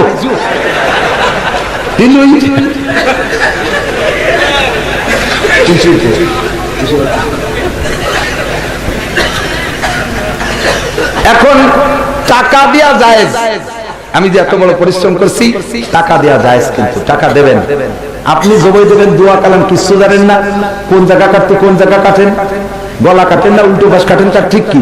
এই হুজুররা কোরআন কিতাব যাইনি, মশলা বুঝে শুনে এত বড় দায়িত্ব নিয়ে আপনার সুন্দর 2 লাখ 5 লাখ টাকা দামের গরুটারে হালাল করে দিল, কেন তারা 500 টাকা দেবেন? অবশ্যই টাকা দেবেন, তবে ওই গরুর কোন অংশ বিনিময় হিসেবে দেবেন না। কথা কি বোঝা গেছে? পরিষ্কার? বাস। এখন কাল্লা সেই সময় দিতেন, এখন দেন না। কাদের কথায় দেন না? আমরা শিখাই দিছি তাই দেন না, ঠিক? এই কথাটা খুব তাড়াতাড়ি আমলে নিয়ে আসেন, কোন উলা মোলা বাধা বিঘ্ন কোনো কিছু করেন নাই, সাথে সাথে মানিয়ে নিয়েছেন, কারণ লাভ আছে, কাল্লা থাকতেছে, গিলু খাতি পারতেছি। আর যদি বলি মানুষ মারা যাওয়ার পরে 4 দিনের দিন মিলাদ দিয়া জিলাপি খাওয়া, এইগুলো না যায়, সেই একেবারে খালি মুই হয় নাকি, একটু জিলাপি খাতাম, তাও ওই যে দেখছে না, বন্ধ করে দিল। এ জায়গায় এই বিদাত ছাড়লে জিলাপির লস, এই জন্য এটা ছাড়বে না। আল্লাহ তুমিনুনা বিবাযিল কিতাবি ওয়া তাকফুরুনা বিবায ফামা জাযাউ মান ইয়াফআলু যালিকা মিনকুম ইল্লা খিzyun ফিল হায়াতিদ দুনিয়া ওয়া ইয়াওমাল কিয়ামাতি ইউরাদ্দুনা ইলা আশাদ্দিল আযাব। কুরআনের থেকে যেটা ভালো লাগে ওইটা করো, যেটা বিপক্ষে ওইটা করো না, যেটা মনে চায় করো, যেটা মনে চায় না করো না, যেটা তোমার লাভ আছে ওইটা করো, যেটা লস হয় ওইটা করো না। কুরআনের অর্ধেক মানো অর্ধেক মানো না। মুযাবযাবিনা বাইনা যালিকা লা ইলাহা উলাই ওয়া লা ইলাহা উলাই। তুই এক নম্বর মুনাফিক, অর্ধেক মানিস অর্ধেক মানিস না। ও মুনাফিক সাবধান হইয়া যা। ইন্নাল মুনাফিকিনা ফিদ দারকিল আসফালি মিনান নার। যেটা পছন্দ হয় যেটা মানো, যেটা পছন্দ হয় না মানো না। মুখে স্বীকার করছো আকাবিলতু জামিয়া কামিহি ওয়া আরকানিহি, ঈমানে মুজমালের ভিতরে কলেমা পড়া আমার সামনে স্বীকারোক্তি দিয়েছিস, তোমার সব বিধান মানিয়া লইলাম, এখন তো দেখি অর্ধেক মানো অর্ধেক মানো না। তুই এক নম্বর মুনাফিক। তাহলে শিরিক, বিদআত আর কুফর তিনটা গুনাহ বলেছি, বাকি আশেপাশে মাহফিল আছে, আরো হাজার গুনাহ আছে, সেই দিন হবে আলোচনা। বুক ব্যথা পারতেছি না, আপনাদের কাছে দোয়া চাই, আমিও দোয়া করি। এই সব কথার পর আমলে আসতে দুইটা ক্লিনিক আছে, দুইটা চিকিৎসালয়, একটা হলো এদিক, দুইটা চিকিৎসালয়, একটা হলো প্রাইভেট ক্লিনিক আর একটা হলো জেনারেল হাসপাতাল। বুঝেন, রোগ সারার জন্য যা লাগে না ডাক্তারের কাছে। প্রাইভেট ক্লিনিক, হক্কানি পীর মাশায়েখ, হক্কানি পীর মাশায়েখদের দরবার প্রাইভেট ক্লিনিক। দুই নম্বর জেনারেল হাসপাতাল, দাওয়াত ও তাবলীগের মেহনত। জোরে বলেন ঠিক, জোর হলো না ঠিক, আরো জোরে ঠিক। প্রাইভেট ক্লিনিকে যাইবেন আর জেনারেল হাসপাতালে যাইবেন, এই দুই জায়গা যাইয়া চিকিৎসা হবেন। আল্লাহ যারে ধন সম্পদ দিয়েছে দান করবেন অকাতরে, ইনশাআল্লাহ অভাব হবে না। আমরা মৌলবীরা যা বলি, আমাদের নামে একটা অভিযোগ হয়, হুজুররা কয় আমরা যা কই তাই করো, আমরা যা করি তা করো না। হ্যাঁ, এই কথা তোমরা তো ধিক্কার দাও, ও কথাটা আমি বরণ করলাম, ওটা আমি বরণ করলাম, কথা সত্য। আমি নাসির গল্প দেওয়ার জন্য বলছি না, আল্লাহ তুমি জানো, তুমি যেন উল্টো পাল্টা বুঝো না আবার। আমার মনের খবর তুমি জানো আল্লাহ। কি জন্য আমি বলতেছি, আপনারা যে পয়সা করি দেন, আমার বাড়ির মাদ্রাসার সভাপতি আমি বর্তমানে দুইটা মাদ্রাসার মুহতামিম, আরেকটা মাদ্রাসায় বুখারী শরীফ পড়াই। এই চারটি প্রতিষ্ঠানের সাথে সম্পর্ক, একটার থেকে আমি বেতন নেই না, ফি সাবিলিল্লাহ। আল্লাহ যথেষ্ট দিচ্ছে, তাই আমি এই খেদমত করার অপেক্ষায় ছিলাম, আল্লাহ সুযোগ দিয়েছে। এজন্য বলবেন না যে মাদ্রাসার হুজুর নাসির হুজুর বেতন নেয় না, আপনি নেবেন কেন? নাসির হুজুরে তো দুনিয়ার বেটারা পকেট করে দিয়ে আর মাফ চাই, হুজুর এবার মাত্র 30,000 টাকা দিলাম, মাফ চাই, মাফ করে দেন, টাকা দিও মাফ চাই। সব হুজুর তার নাসির হুজুর না, হুজুরকে বেতন দেবেন কাফি আন্দাজে। যা যারা দেন এর সংসার চালাইতে আমার বাল বাচ্চা নিয়ে যা লাগে, এর বাকিটা সবই মাদ্রাসায় চলে যায়। পারবেন পুরো ইনকামের সংসার চালাইতে খরচ কইরা বাকি টাকা দিয়ে দিতে পারবেন মাদ্রাসায়? কোটি কোটি টাকার মালিক মাত্র বছরে 10,000 টাকা দিয়ে দেওয়ার পরে আরেকবার চাইলে কয় এক বছরে কয়বার দেয়া যায় রে মিয়া, এক বছরে কয়বার দেয়া? আর প্রত্যেক বছর আর 10 লক্ষ টাকা আল্লাহর রহমতে মাদ্রাসায় চলে যায় আমার পকেটের টাকা। বছরের শেষ হইতে হইতে 1 টাকাও থাকে না আমার কাছে। আমরা যা বলি তাই করেন, 40 ভাগের 1 ভাগ দিয়েন, অত দিয়েন না, আমার মতো অত দিতে গেলে আপনি পারবেন না। আমরা যা কই তাই করেন, আমরা যা করি তা করতে গেলে আপনি পারবেনই না। কথা ঠিক আছে? ঠিক।